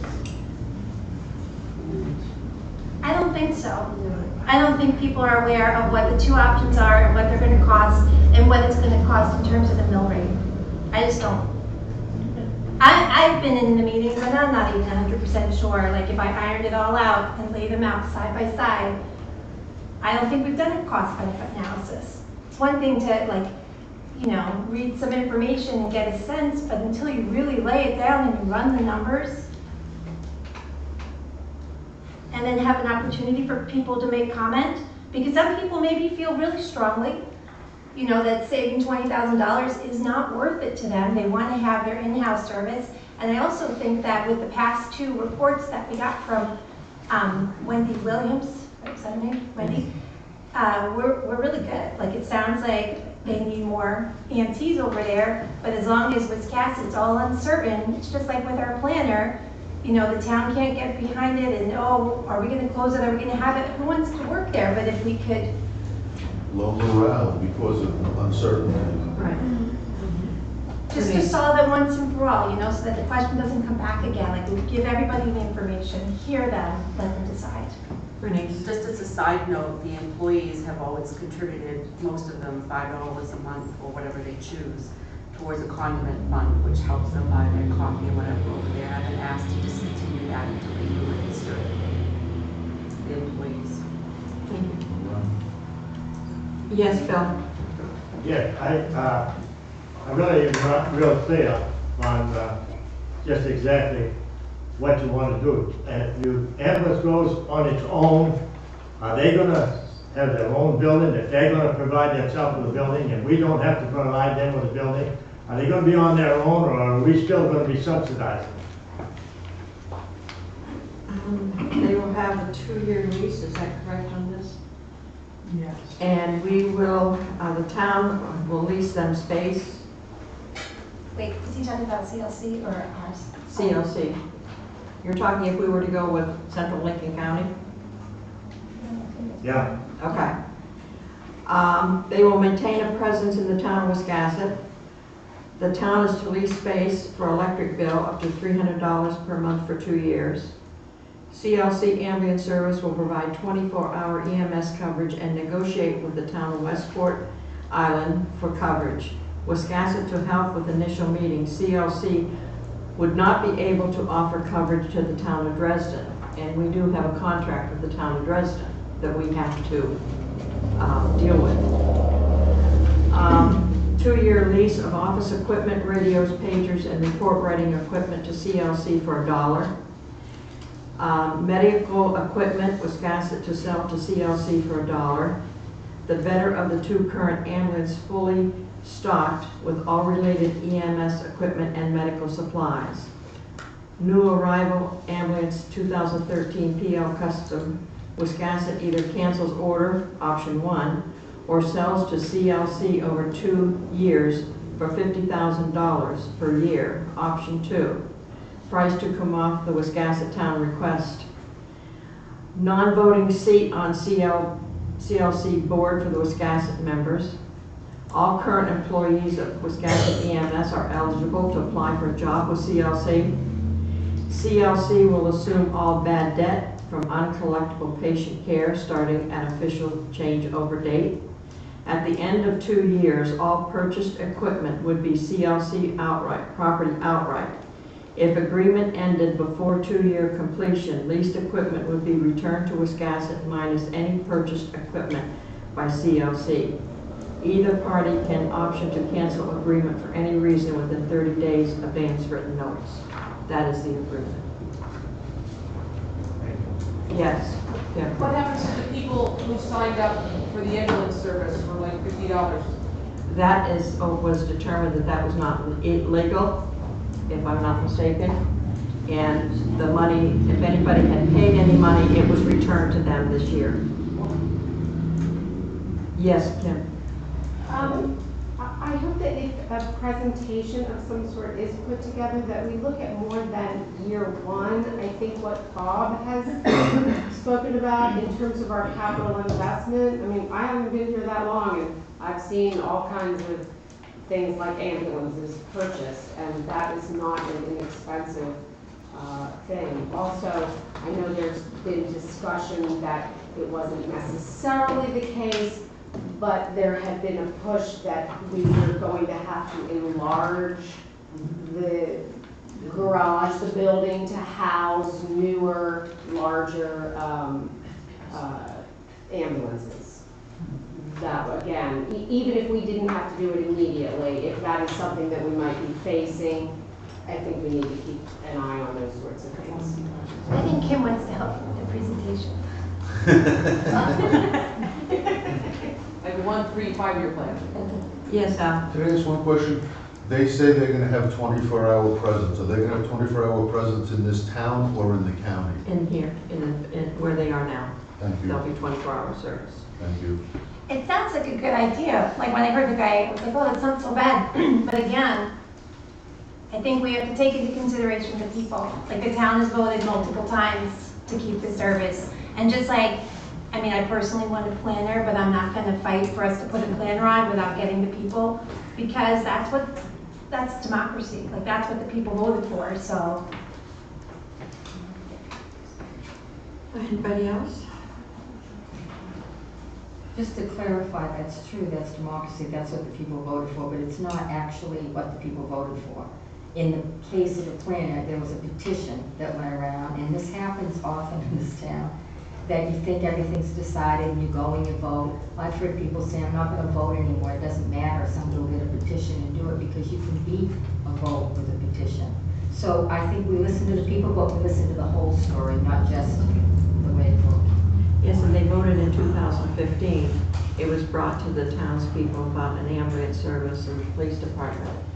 And if I'm not mistaken, it was almost, I think you had the figures at one time.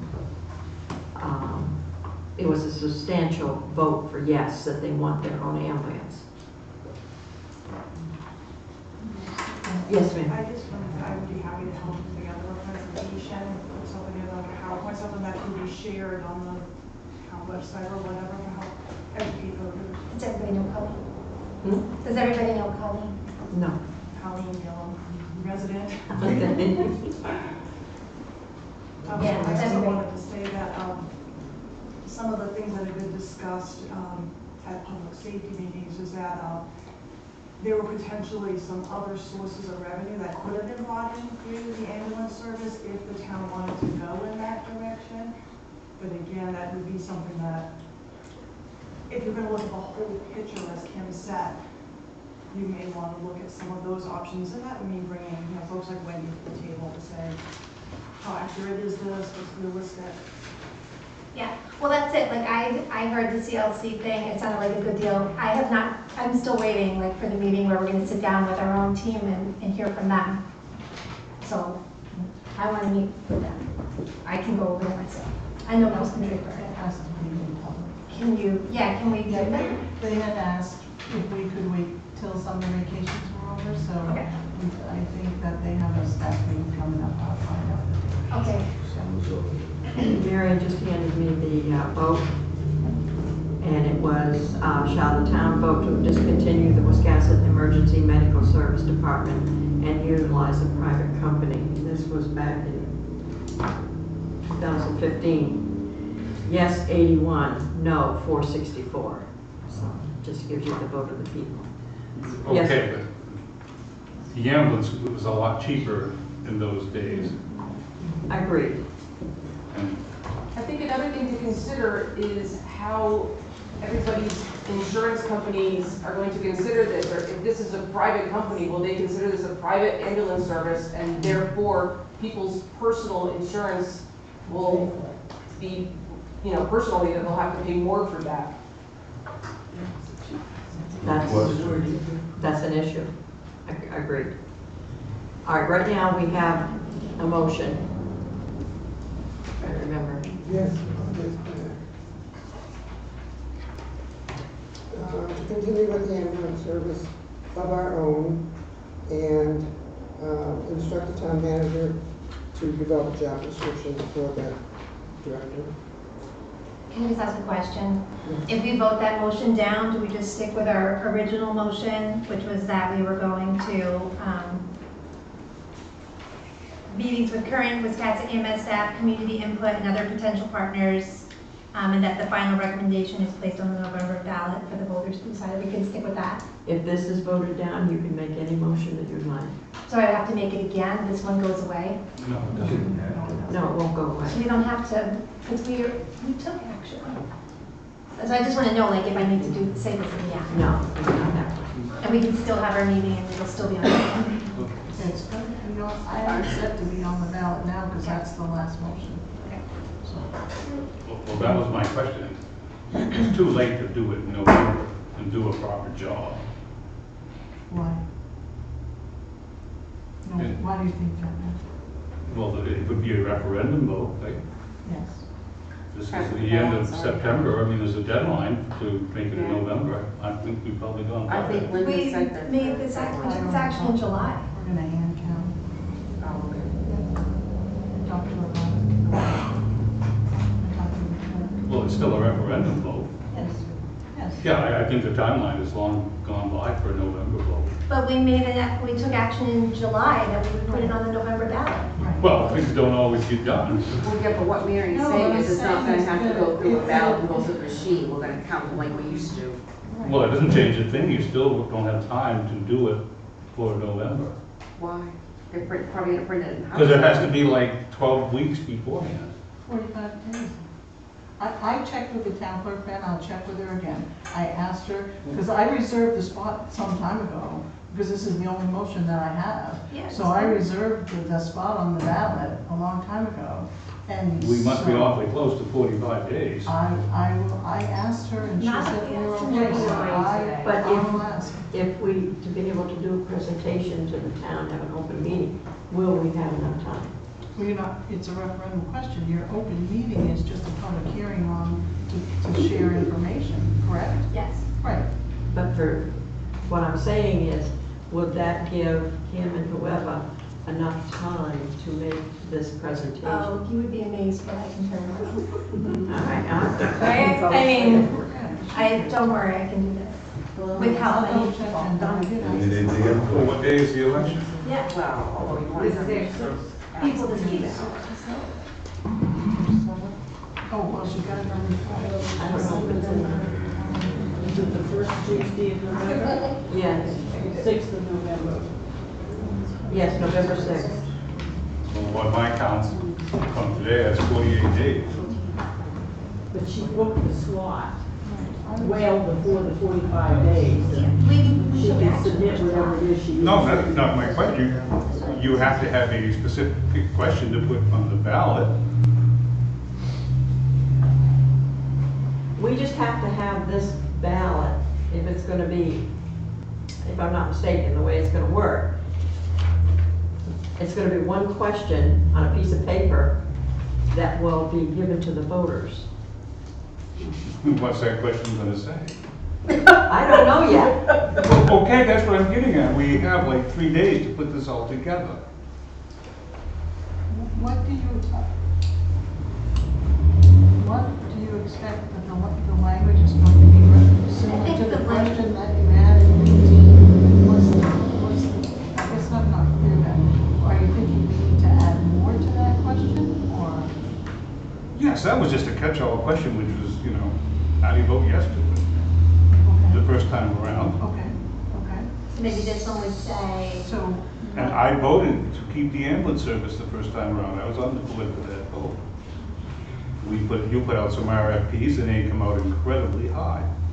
The times have changed, but I don't think that we're ready to make a November presentation. That's all I'm saying. Maybe if we could start it and that motion was passed and got all this stuff together, but we well, didn't. isn't the question just going to be, Well, we got a motion on the board, on the floor right now. Well, I think we're discussing that. Okay. And in that sense, All right. So are you, I gotta get to Kim because she's gonna stand up and yell at me pretty soon. I'm not gonna yell at you. Okay. Oh, go ahead. No, I'm not gonna yell. I am curious, it's sort of, I'm hoping somebody can answer a bit of a procedural question.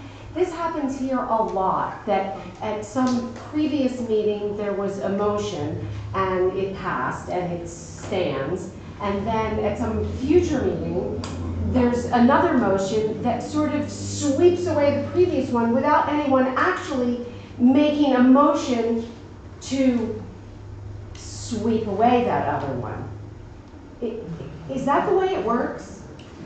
With petitions it is. Well, yes, I know that. well, you know what, Kim, I just went to that. Maybe you want to answer, but my feel, that the only thing that we are required to do as a select board is our requirements are really small. All of our order of business is pretty much up to the town of Wiscasset. And that seems to be the way that the town of Wiscasset operates.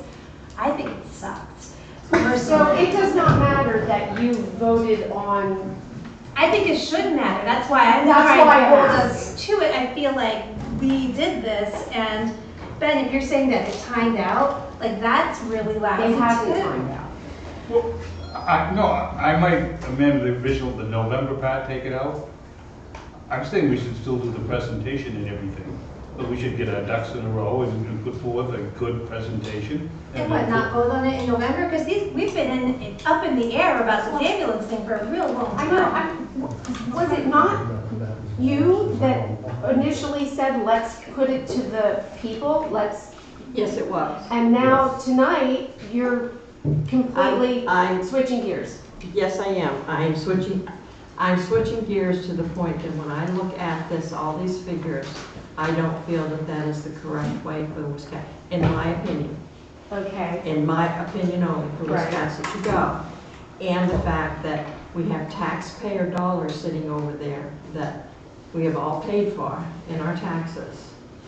I don't feel, and with the vote of 2015, and I think there was one in 2012 and 2013, if I'm not mistaken, that the people want their own ambulance. I brought this up as a motion. It can be defeated and we can go on. Correct. And I stood here myself at the last time this was discussed, and I said, you guys have more information than the voters do, and I think that you should make the decision. But I would hope that you're making the decision after looking at some of the things that we talked about tonight, like the 3-year, 5-year, what is it really gonna cost, not just 1 year. I mean, I hope that you're making the most informed, if your motion passes, I hope that you're making the most informed decision for our future, not just for our tomorrow. Well, you know, we I don't haven't want- done that yet, because that I know, I was said our yes, motion in I said- July, and in the motion in July said that we were going to do this investigation is the word that we voted on. So I just wanted to try and put something to rest, to get this at rest, because I know that the ambulance people, they don't know whether they're coming or going, and that's not fair. And when I looked at it, I just didn't, I went with my gut feeling, is what I would think.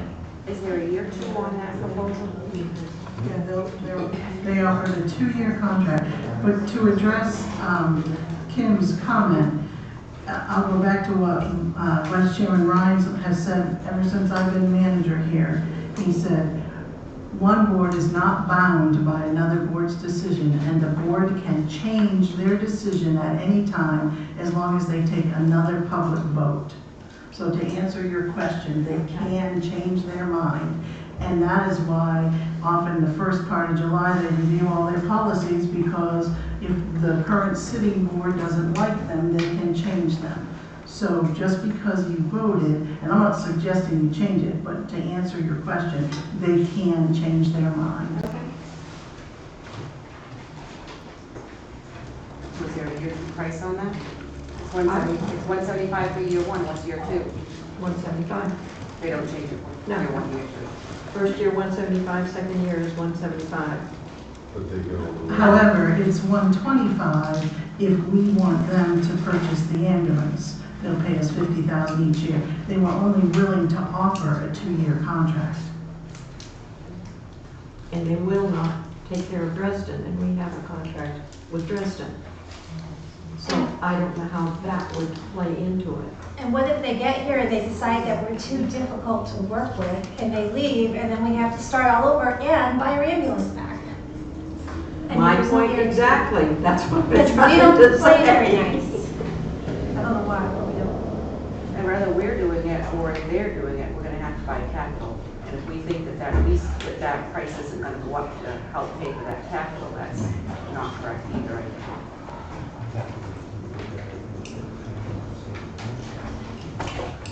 So you have a motion. All right, we have a motion to, Continue with the emergency service of our own, and instruct the town manager to develop a job description for the position. okay, all those in favor of the motion? Opposed? 4-0. Okay. All right, now, just to be safe, do I need to redo the motion for November, because that's from July? No, your motion stands, but what I would like is, the question that I was going to use, let's talk about the language to the question. What do you want it to say? Well, I would think the simplest way is the best way. Do you want Wiscasset ambulance service to remain, or somehow let us simply ask them, do you want Wiscasset ambulance service? Or, yes or no, or do you? That's right there, the last question, yes or no. Well, I think we could be more specific. We could mention CLC. Yeah, so instead of saying, keep the first part of it, and then instead of saying, and utilize a private company, the word private kind of gives a different connotation to the whole thing. To put the name of the. So I would say, or do you want Central Lincoln County ambulance? We could go with something that asks the townspeople who authorize the selectmen to negotiate the best ambulance service they can. No, I don't do that. Well, No, if we're. That's not what we If agreed the to. presentation is gonna be done for CLC, and that's the only one we have, then to me, that's the only two that they can decide, whether they want their own or they wanna go with CLC. Or just say, and utilize a different Lincoln County ambulance service, and don't capitalize ambulance and service and that. Well, again, I think you'd have to say Central Lincoln County, because Well, whatever. that's who you're comparing it to. But is that language okay with the board? I'm pleased to wordsmith it however you like. I was just gonna keep it simple, but if you have ideas, I'm happy to. Bob, what do you think? Well, He's thinking. yeah, I'm thinking, but I don't see any harm at all in mentioning CLC I don't either. specifically. I think that's the only way you can do They it. came to us and, it's not like it should be a secret. So what, do you attach, the citizen, want to continue with Wiscasset ambulance service, or contract with COC to provide the same service? You know. Yeah, I definitely think, because you're gonna compare apples and apples at that point. Without any financial information. Yeah, That's we'll do what that the at presentation is. We can do that at the presentation. No. Which needs to be before absentee ballots go up. So are we still shooting for November? Is that what we're still shooting for, November? Yeah, because I would like to put this to rest too, but, and know that it's once and for all, and be able to say, the people were informed, and not be like, well, I don't think anybody really knew what they were voting for. Like, I want to know. I want to have us do our very best effort to make sure everybody knows what the deal is. All right, so how many days before November 6th do we Ben have? had it figured out, 48 days or something. if you pass the question tonight, then that's enough time. Okay, So I think we just figured out the question, right? we just need, and then have to be able to have a public hearing. Right, you have to do that closer to. Okay. Yeah. So this is what I have. Do the residents want to continue with the Wiscasset ambulance service or contract with Central Lincoln County ambulance to provide the same service? Anybody have any? I wouldn't say same service, I'd just say provide service. Well, I think that's part of the issue, that people feel that they're not getting the same service. Okay. Read it again. Do the residents want to continue with the Wiscasset ambulance service or contract with Central Lincoln County to provide the same service? That's what I wrote down what Bob said. I hope I got it pretty close to How right. about the providing It the doesn't really- service? It's not really a yes or no, is it? Do you want Wiscasset? They could say, shall the town Oh, vote yeah, to discontinue the Wiscasset Emergency Services Department and utilize Central Lincoln County Ambulance. I like that. That would be closer. That sounds clear. It's pretty much what you said, just different. Well, when you do the or, it kind of mean an either or, and it has to be yes or no. That's So what was closer. it again? So I just, doing what I was gonna do originally. Shall the town vote to discontinue the Wiscasset Emergency Medical Service Department and utilize Central Lincoln County Ambulance Service? That sounds clear. Jim, you want that caution? Yes, about the public meeting. I think it's just like, almost like, it should be almost like voters' night with candidates. And I really think that CLC should be given X amount of time to make a presentation, present their budget, and the town should do the same. And then it's open for public questions and your own comments and all. But I think just a PowerPoint presentation presented by one or two people working, say, with Kim in the town is by that nature going to be skewed because we're not going to have the data. I think both sides need to present the case evenly.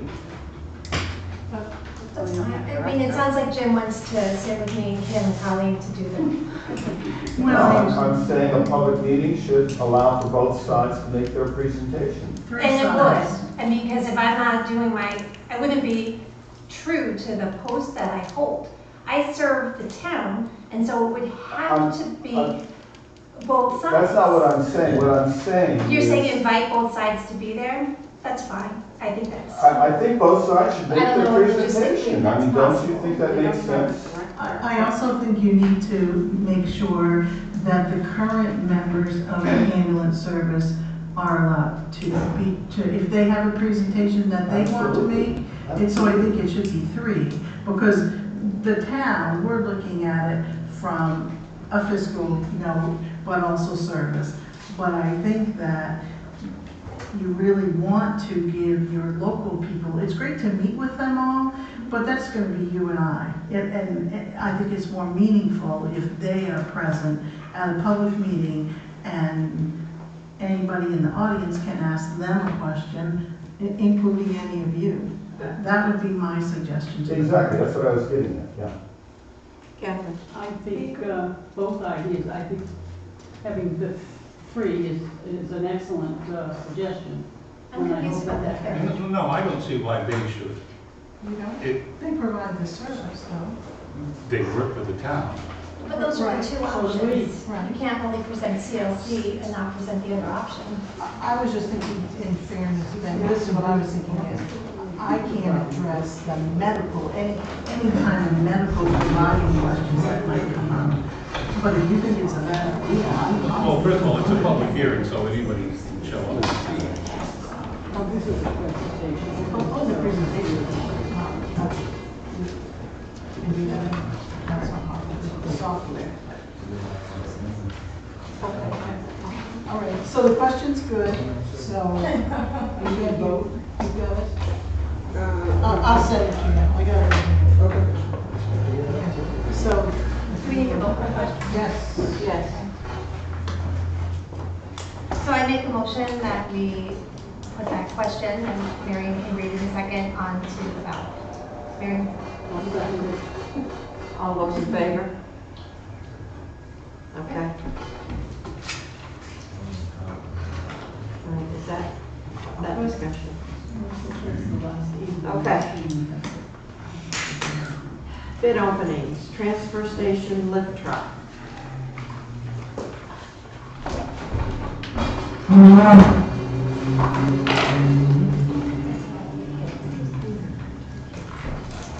I gave you two. Yes, yes. Oh, you did that.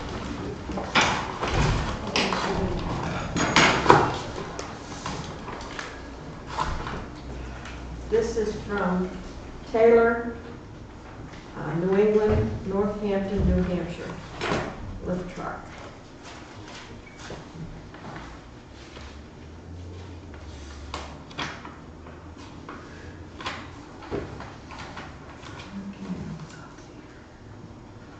Lift truck, $35,811.48. Less trade-in, $3,500. Total truck, $32,311.48. 60-month annual lease purchase payment is $611.98 per month. Interest rate is 5.15%.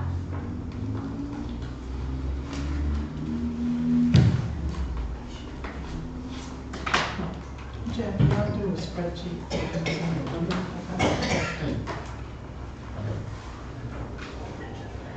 I get another one from them.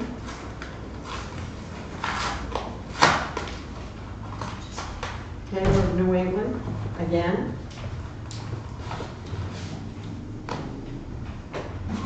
That's a cat. That one there was a cat. This one is Mr. Beachy.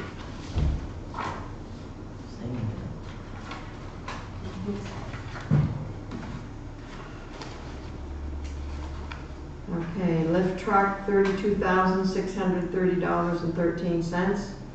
Trade-in, $3,500. Total cost of the lift truck, $29,130.13. Monthly payment for 60 months, $551.72. Interest rate, 5.15%.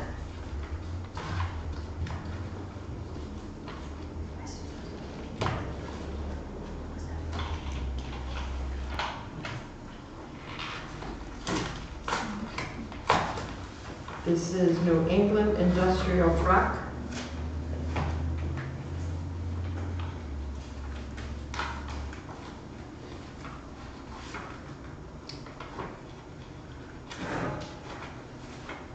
The lift truck, $30,742.69. Less trade-in, $500. Total cost of the lift truck, $30,242.69. 60-month payment, 60-month annual lease payment, $566.45. Interest rate of 4.70.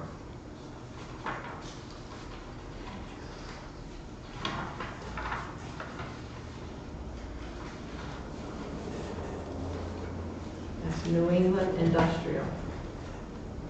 Do we know what kind of truck that was? Pardon? Do we know what the make of the truck was? And it says Unicarriers. Unicarriers? Yeah.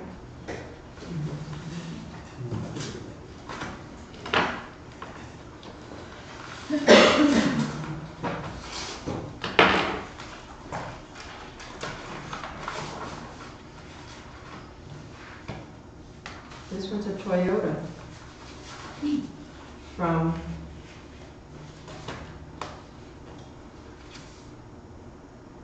W.D. Matthews Company out of Auburn, Maine.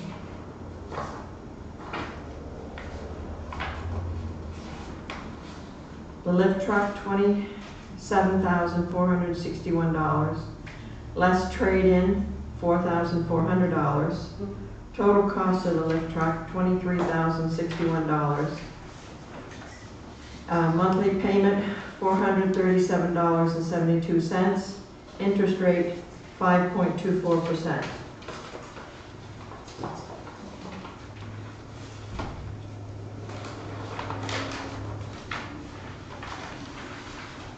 This is Northland Industrial Truck.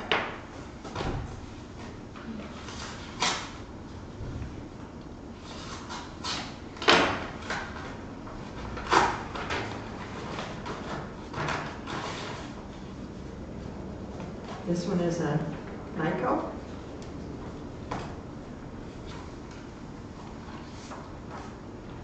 It's actually a heister, man. Pardon? It's a heister. It's a heister. NITCO is our abbreviation. Okay. Lift truck, $27,555.70. Less trade-in, $3,500. Total cost, $24,055.70. 60-month annual lease payment, $462.26. Interest rate 5.75%. That is your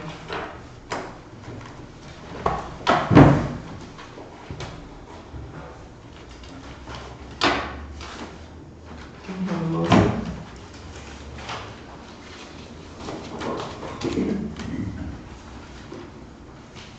Authorize the town manager and the transfer station supervisor to review the bids and award the lowest qualified bidder. I'll second it. All those in favor? Ben, did you? Yes. Oh, I'm sorry. Sorry. 5-0. Okay, winter sand bid. We have one.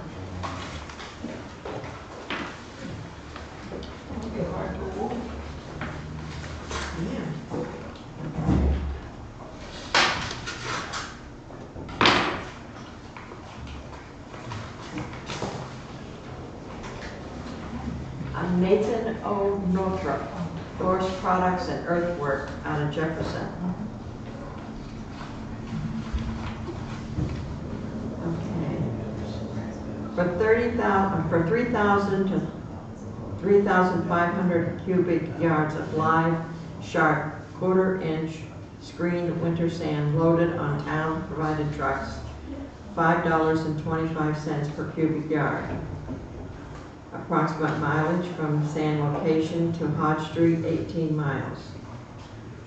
For 3,000 to 3,500 cubic yards of live sharp quarter-inch screened winter sand delivered to the town garage at Hodge Street, $14.75 per cubic yard.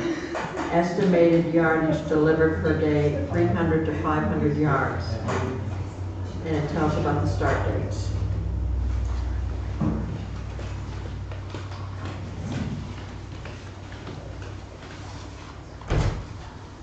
One.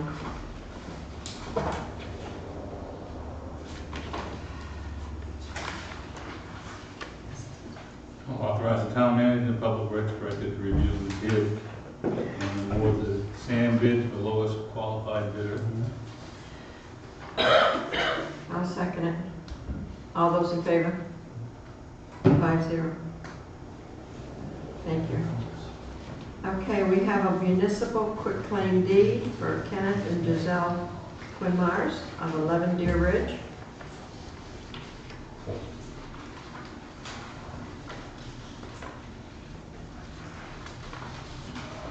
Will we grant the quitclaim deed? Is that a motion? Yes. I'll second it. All those in favor? 5-0. All right, the next one is to set a special date for a special town meeting to deal with our overdrafts. Go ahead. So at the last board meeting, you remember the auditor was here and gave you the preliminary numbers. And so the total overdrafts are $123,837.53. And they are in your document. I just highlighted these. $95,574.67 is legal fees. $5,782.82 was the increase in unemployment, and the $20,480.04 was due to the increase in the water rates. So that's utilities. So for a total again of $123,837.53. So I don't know if you want to hold a special town meeting just before your next regular meeting, if you want to do it separately, how you'd like to do it, just let me know. Our next meeting is on October 2nd. We might as well do it right before that. There's no. Let's put it to Do you have enough time to give it a paper? 6 days, right? So that's 2 weeks. Thank you for having us. Thank you. Oh, are we going to meet with the budget committee?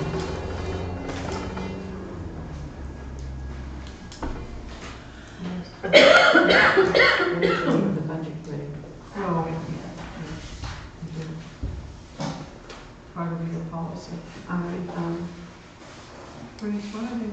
Yeah. It's the 9th or the 10th.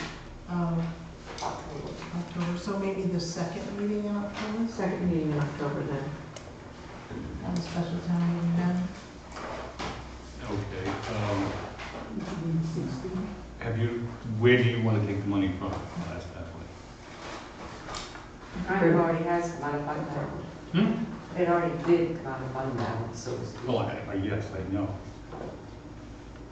But last spring, whatever it was, we discussed taking it out of interest. We discussed what, I'm sorry. It's getting past Actually, my you bedtime. suggested that we take it out of interest rather than the general. Interest. I'm just throwing it out as options, that's all. From the HMP's account. Isn't there like an investment guideline that we're supposed to follow that controls like when we can take interest? And I don't know that 100%, but I know that investment committee members have mentioned it to me. So there is a policy. There's a policy. I think that we should follow our policy or change our policy. Well, I have no problem taking it out of the fund balance if it's already been taken out. And we still have the $333,000. Correct. Correct. I agree. Okay. I threw that out because that's what we said we were going to do. Yeah, we had mentioned that, yes, I remember now. Bob, your comment? Catherine? All right. So we're going to set it for October 16th. Is that an open meeting that you folks do for those? Yes. Do you want it at the beginning of our meeting Oh, that would make the most sense, right? at 6 o'clock? Or you can. And then go into our meeting? We can, I would just do it a different night.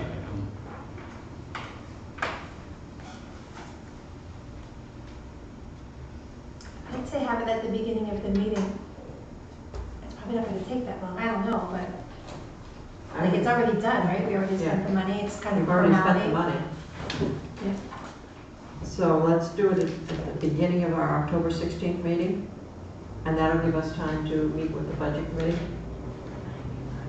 Okay, Mary, you can set up time for the budget committee. Would we like to just attend their regularly scheduled meeting? It won't take us long. I mean, Which is when? It's the Wednesday, that's the 10th or Yeah, I'll double check the date, Catherine, Yeah. and let you know tomorrow if that's okay. The 9th, I think. it's whatever it's on a Wednesday that week. Right. Because we have a boosters meeting right after. I think the 10th.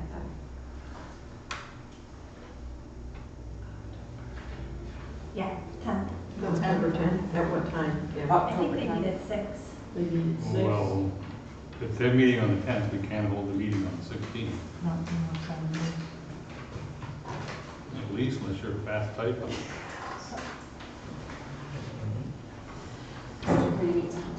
Could we ask them to meet with us before the 10th? Perhaps they could come to the 2nd of October meeting, the selectmen's meeting. Would that work? I can certainly invite them. What's the hurry if it's already kind of done? Then we would put the vote off until November, meeting off until November. We're going to be meeting the 2nd anyway, and they can come and we can get it done.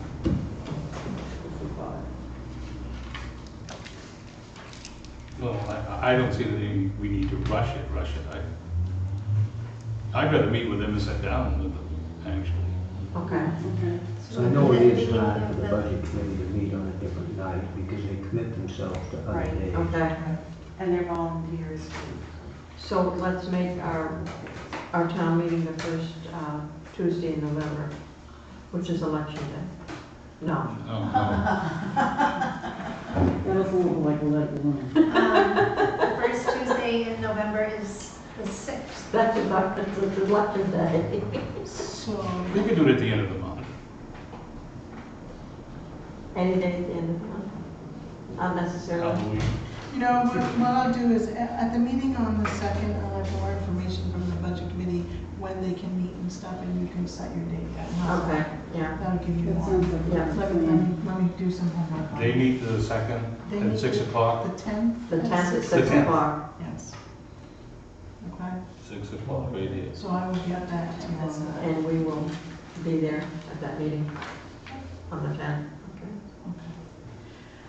All right, now we have the Spirit of America Award. Mary?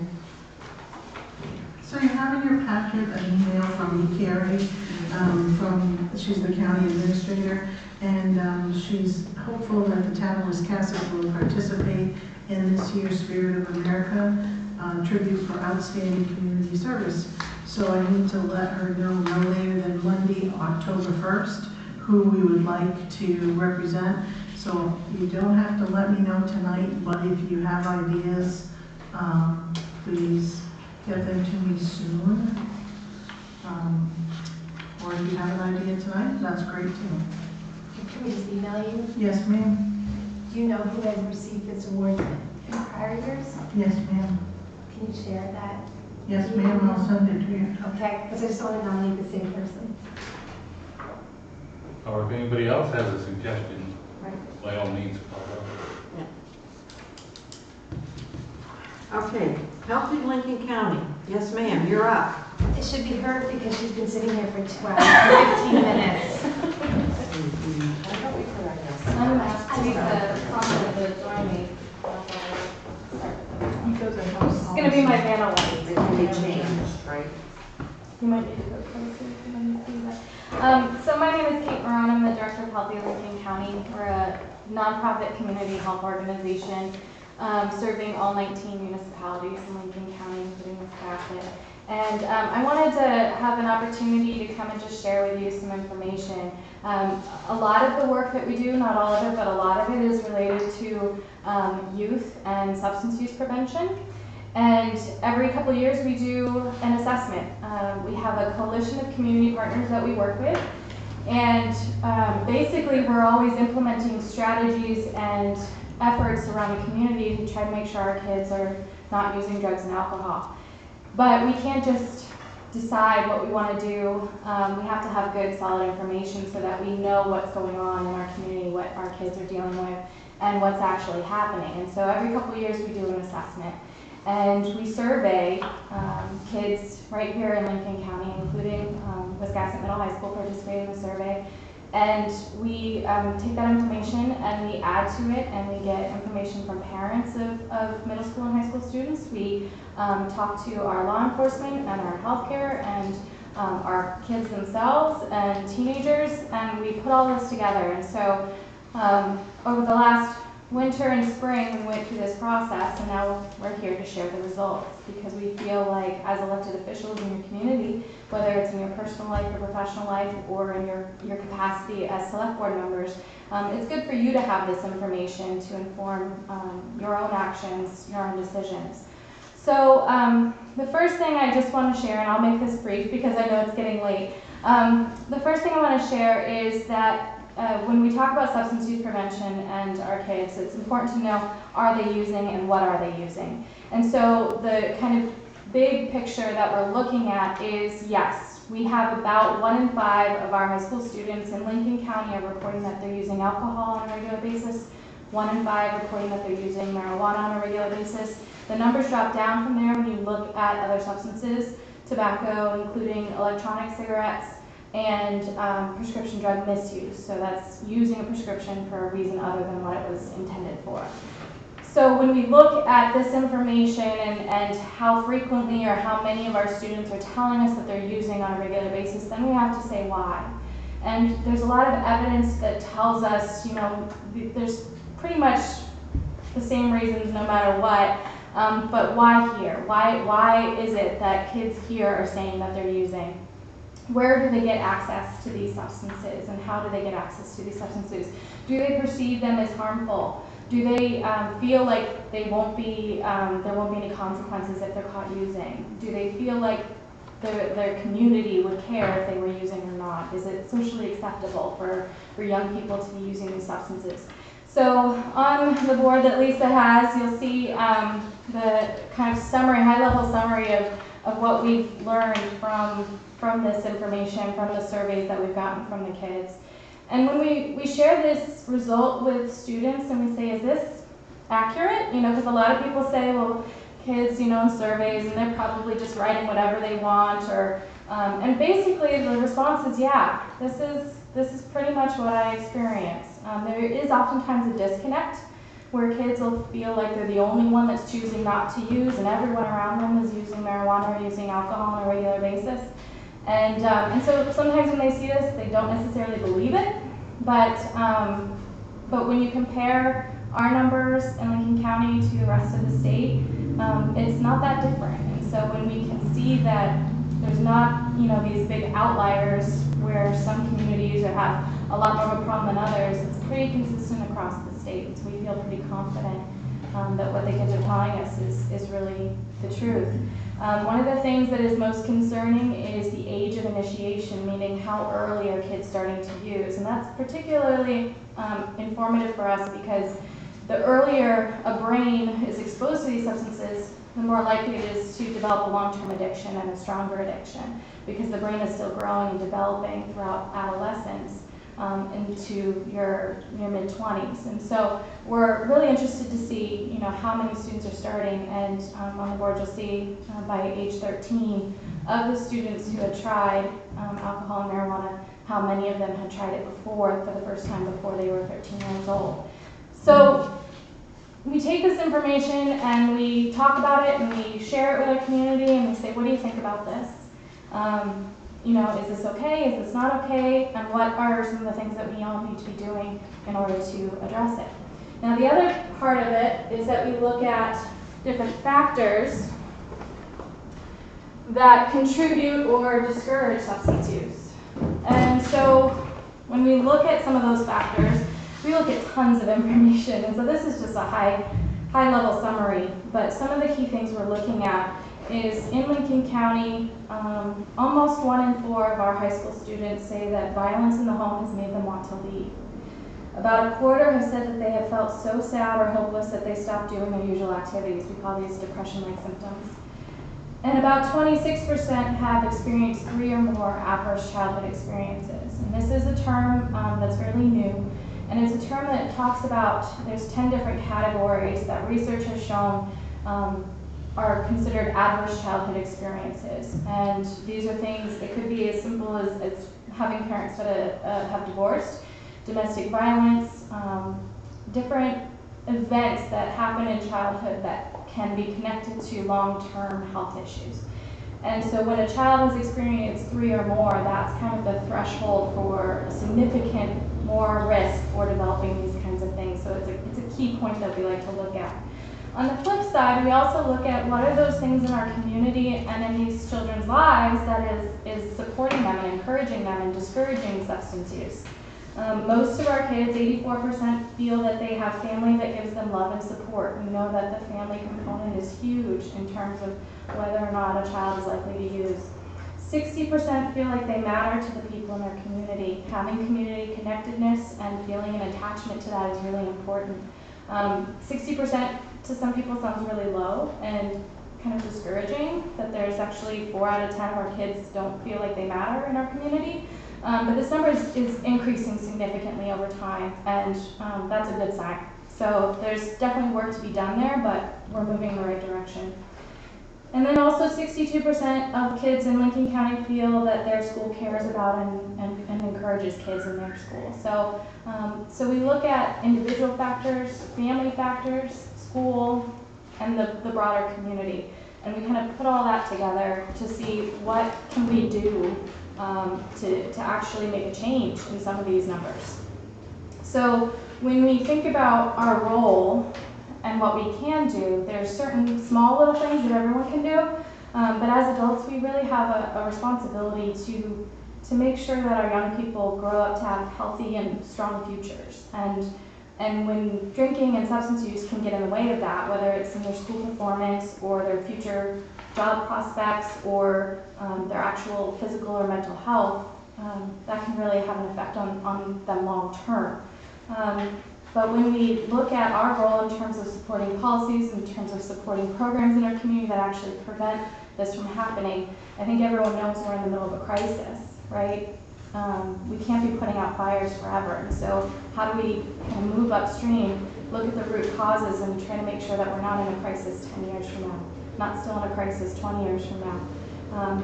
So if we think about teen drug use and alcohol use, is, imagine it's like a pot of water on a stove. And if it starts to boil, it can boil over, and it can cause bigger problems. But if we turn the temperature down, if we intervene at certain points, then we can prevent that from happening. Or if we never turn the stove on at all. A lot of people assume kids are going to experiment, they're going to try things out, but the goal here is to keep that pot of water from boiling over and causing those bigger problems. So on the bottom of that other poster, I've listed some ideas for how all of us can actually contribute towards these solutions, including supporting policies that require our retailers to comply with the laws. Most of our retailers in Lincoln County are really good at carding, minors and not selling alcohol or tobacco or marijuana products to underage students.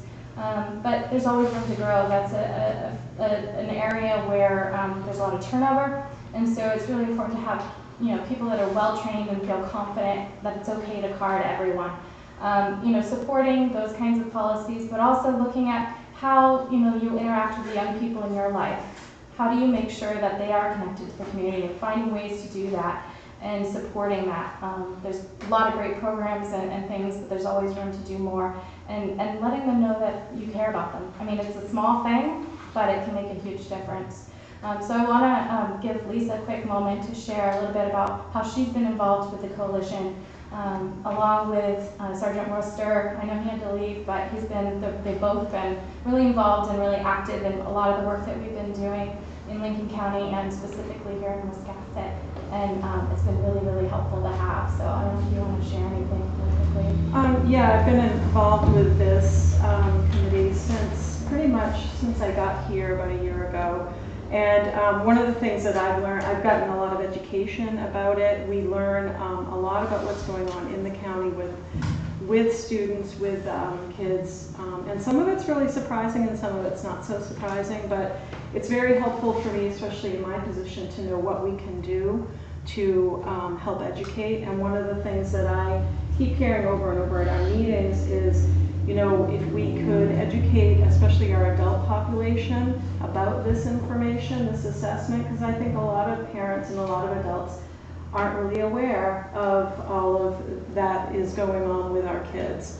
And they may be very surprised to know what's going on with their kids and how much they do know. In fact, I'm a parent of 2 young adults, and we have pretty open discussions about alcohol and drugs, and sometimes they shock me. And so I think it's maybe not every family does have those open communications. So parent education, I think, is something that I would really like to see happen more of, more community conversation, more talking to your neighbors and checking in with each other and things like that.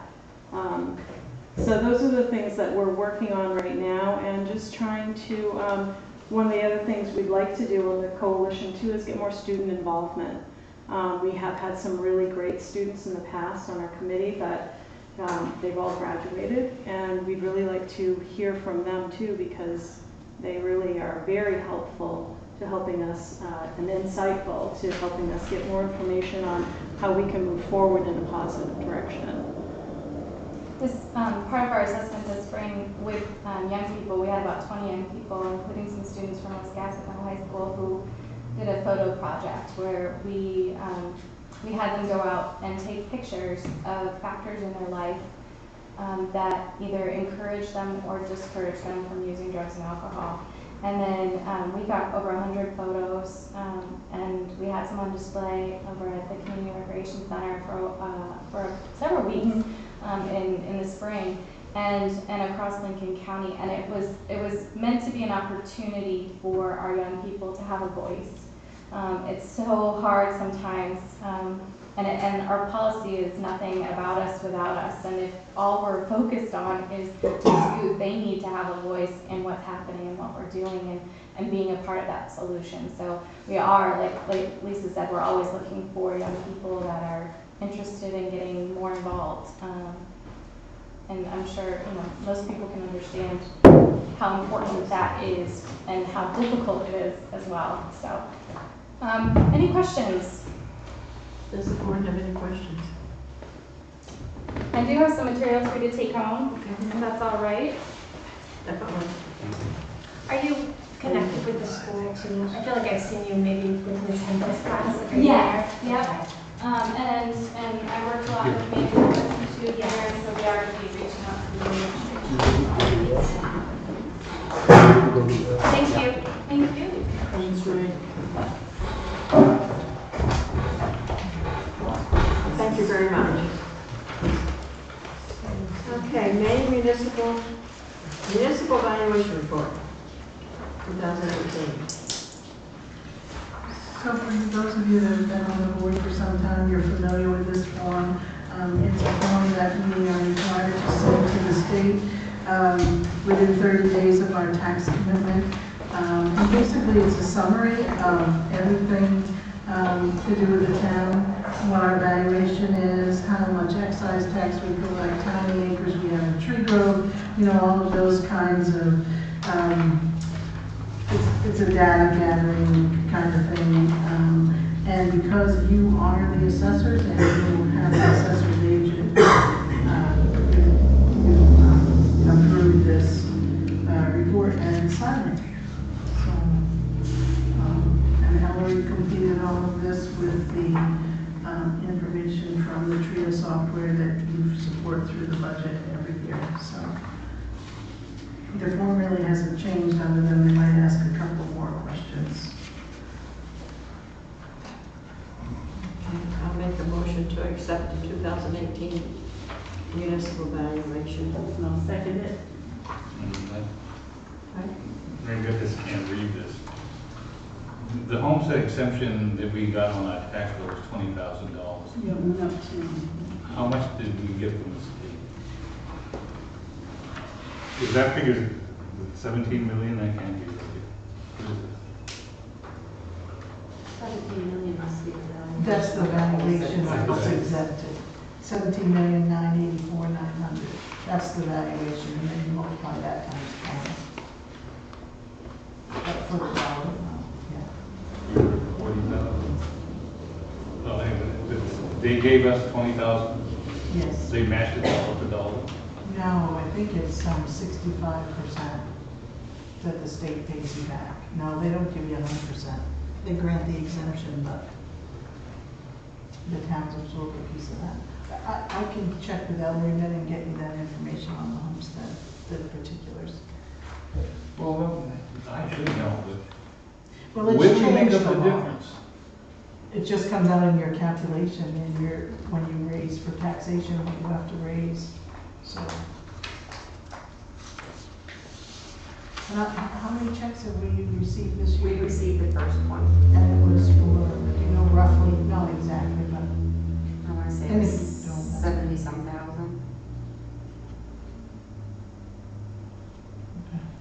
It used to be a really good deal from the state. Not so much. No. Well, what's that $11 million that says homestead exemption reimbursement value? I have not looked at this document. It's Okay. not my document, it's All right. Ellery's for you All right. folks. Okay. You see where I see that? Yep, so in 4A, it tells you what your total exempt value is, and then B is, I think Ben answers your question and tells you, No, I lost that page that had it. it's way in the back. The 11,240,000 is what the state reimburses you on. So you have that difference that the town absorbs, the difference between the 17 and the 11.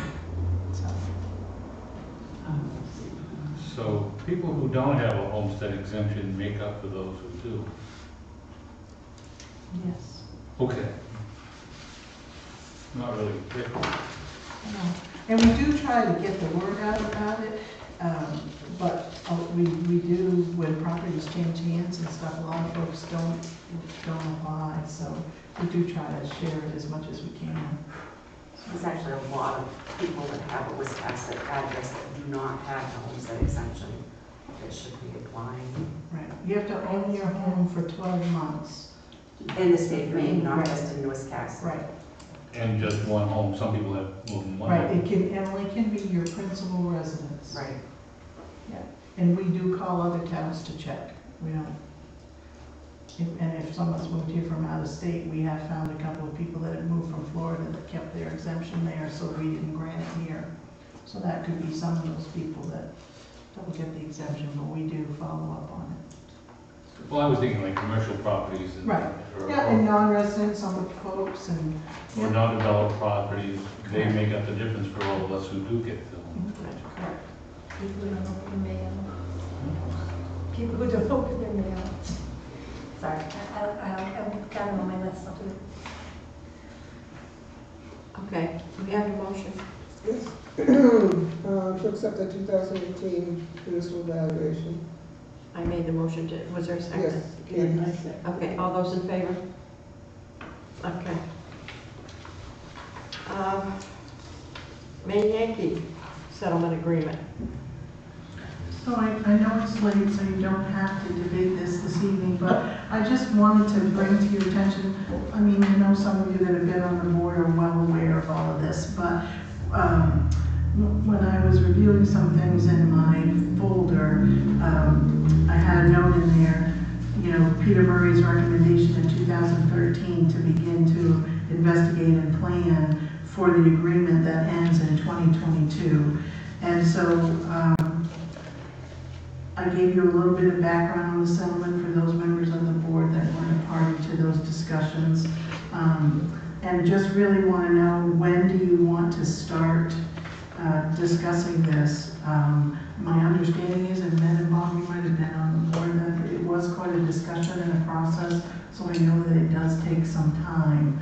I'm just wondering, do you want to start right after the first of the year? Do you want to start now? What's your thoughts on it? When you say start the discussion, do you mean like with attorneys or Yeah. just amongst yourselves? Yeah. Well, I'm assuming, and maybe incorrectly so, that Peter Murray represented you previously, him and Sarah McDaniel, and, okay, and they have a lot of the history and a lot of the connections with their community. So I just want to know what you want to do. Could you speak to him and get some sort of financial outline as to what we're talking about? Yes, I think we did at one of our other meetings some time ago, and I thought he said like $35,000. It was something like that he thought, not in 1 year, over the period, but I will ask him again. Well, with that amount, I was thinking that maybe we'd want to budget it for next June and hit the ground running then. Yeah, okay. I will ask him and get that information. Have the back money to you. in our account before we go meeting with lawyers. Okay. I think it's money well spent, but still. Yeah. Okay, sure. Okay. Great, thank you. Thank you. Monthly financials.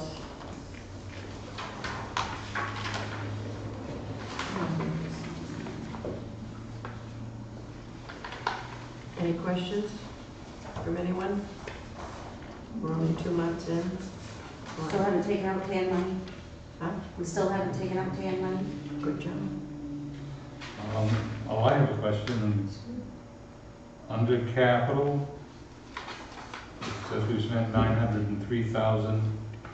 It says that's 100%. I thought we had $1 million cap. That's not what was spent. That was transferred out to the other capital projects just to spend. Remember, we took the money out of the reserve. Yes.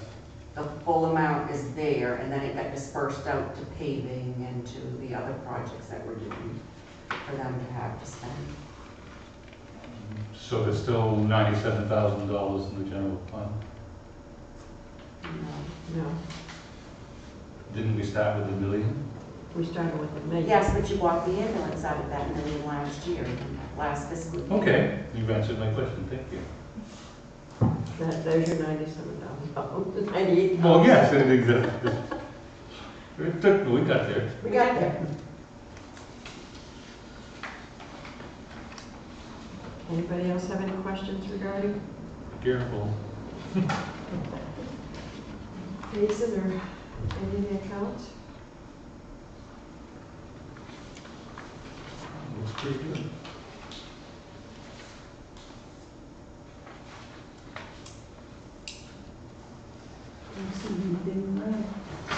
Nothing in red. No, there's nothing in red yet. Tax payments are already starting to come in. Hmm? Tax payments have started to come in. Good. Yes, I know. Contractual services is doing really well.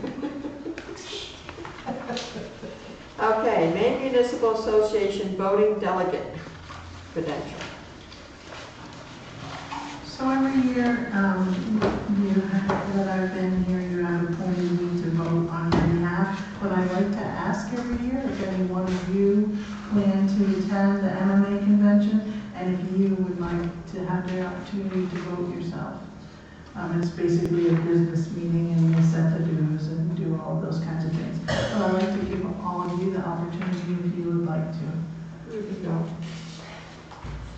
Okay. Well, Do you want a motion? to make me the voting delegate. Okay, I make a motion to grant you The town manager. town manager to vote for us Okay. at the Maine Municipal Association. I'll second that. And do you want an alternate?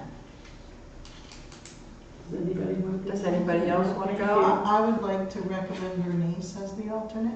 As Okay. She's the town treasurer. That makes sense. I was gonna recommend Ben. Well, you No, can, no, certainly. no, thank you. They're a very good organization, I think. So you and Bernice would be going? Okay, sounds good to me. That you amended your motion? Friendly amendment. Did anybody second that? No. I did. Did you second it? So we got Bernice and the town manager. Okay, all those in favor? 5-0, okay. Town managers report. Okay, I'll keep it really brief, but just looking for some information. I've been surprised by the number of phone calls that I received about folks putting political signs on town property. Ron, someone mentioned about that there's one up on the transfer station property that someone has posted, and there's been some comments about on the town common. And I know it's been the practice that we don't allow political signs on town property, but I wanted to talk with the board about it. Do you feel strongly about it one way or the other? I mean, typically a municipality tries to stay neutral because you have to work with whoever elected, but the common is, over the weekend was really peppered, and I did remove those signs myself. But I got a call today, somebody went to the transfer station and they were upset about the political signs as they drive in to do town business. So I'm just looking at what are your thoughts on that? I just wanted to take them down. You know, why not? The road commissioner or whoever, the transfer station fellow. I mean, if they're. Well, I don't think Ron had a problem with it, it was some, a resident that. Oh. It's out in the road right away. It's not. Yeah, I saw that. Oh, okay. So no, it's Oh, I not thought it on was- our property. Okay. It was before the gate? Oh, it's way out next to the road. Oh, Files okay. over. as long as it's not on town property. then But I on the don't- common, you don't. No, I don't want to. Stick with the policy. Yeah. I mean, if we have a policy, my feeling would be that we should stick with the policy. Yeah. Just you'll get the calls. So I wanted to bring it out to you. That's fine. Thank you. And I know it seems a little early, but I wanted to talk about the Board of Selectmen's November 20th board meeting. I will be out of town that week. I'll be celebrating my mother's 80th birthday. So I would, well, I tried, Ben. But I would either like to be excused from the meeting or ask the board to reschedule the meeting. But I will be gone. When she mentioned it to me, I suggested rescheduling because that's the week of Thanksgiving anyway. I think Can that's a we good meet the idea. week before The 13th. Yeah, we could have it before. and have a long, So then we'll have one on the 6th and one on the 13th? Yes. Is that okay, Bob? Sure. Did I understand that we might possibly try to meet with the budget committee on one of those nights if it's convenient for them? Yes, yes. The 10th of October. That's in October. We're gonna meet with Oh, them. okay. Only 4 weeks. It's the town meetings that we would have in November. Okay. So we could either have that We meet the on the 6th or the 13th. Right, we have to meet in October. I'm sorry, I missed the month. Okay. Because a lot of people might have plans for One way or Thanksgiving. the other.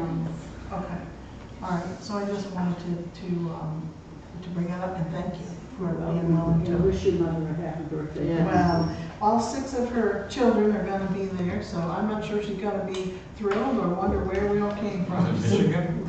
Yes, yes, yes, so, thank you.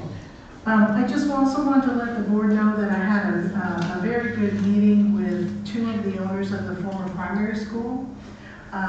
We explored some development out there. The property, they did list it for sale, and what they explained to me is they've just been too darn busy to do anything with it because they have so much else going. But I did offer some assistance to them and gathering some information for them. And not to say that this is what the final project will be, but the focus of our conversation was on multi-generational living. So we talked about, and I shared with them some other communities that have developed something like that. And so I'm gathering some information for them to share with them. But I just wanted to share that with the board about that meeting. So I was pleased to have that opportunity. Kathy and I will be out of the office on Thursday. We will both be attending training in Bangor. So if you need to contact me, please call my cell phone. And that's all I have. That's all you have? Okay. Does any of the other members of the board have any other business? I just have a really quick one. I'm sorry, it's really quick. I was just curious, whatever happened to that 3-masted schooner that was supposed to come in the harbor? Are they coming? They are still coming. Dick Forrest has graciously accepted the lead on this, and they had some issues with the launch that I couldn't begin to explain. Right, but it's still on. I certainly could ask Dick to give me a brief update. They had to put in Portland because of the problem. And they were supposed to come, this past Saturday? Oh, I can't wait for them to get here. But they couldn't make it, so he hasn't talked to me yet about the date schedule. But it is still, to answer your question, they are still planning on coming. Anything else? One quick thing. I have told the people who are going to form a downtown committee among the businesses, they have done so. And they had their first meeting last Friday, which I could not attend, but well attended. They're well on their way to doing what they need to do. So that's about. Their next meeting is this Friday. I think so, and I have to miss that one too, because of a prior appointment that I cannot get out of. So, Because but Mary Ellen Mary Ellen Hines- is giving me, you know, she sent us an email and. Okay, but you got the same. I got email this did email, then. yes, Okay. you did, and it was So, that's my very brief report. encouraging for the businesses down there. Yes, it sounds like it's gonna work. And DOT is being very cooperative. And so, good I think news. she even said in one of them, one of the gentlemen is going to be going to one of the art walks. The art walk is it this week or next week? It's the last of the. Yeah. To be able to communicate with the business owners. It's on the I think that's going to be good. Anybody else have anything? I'll take a motion to adjourn. So moved. All those in favor? Okay.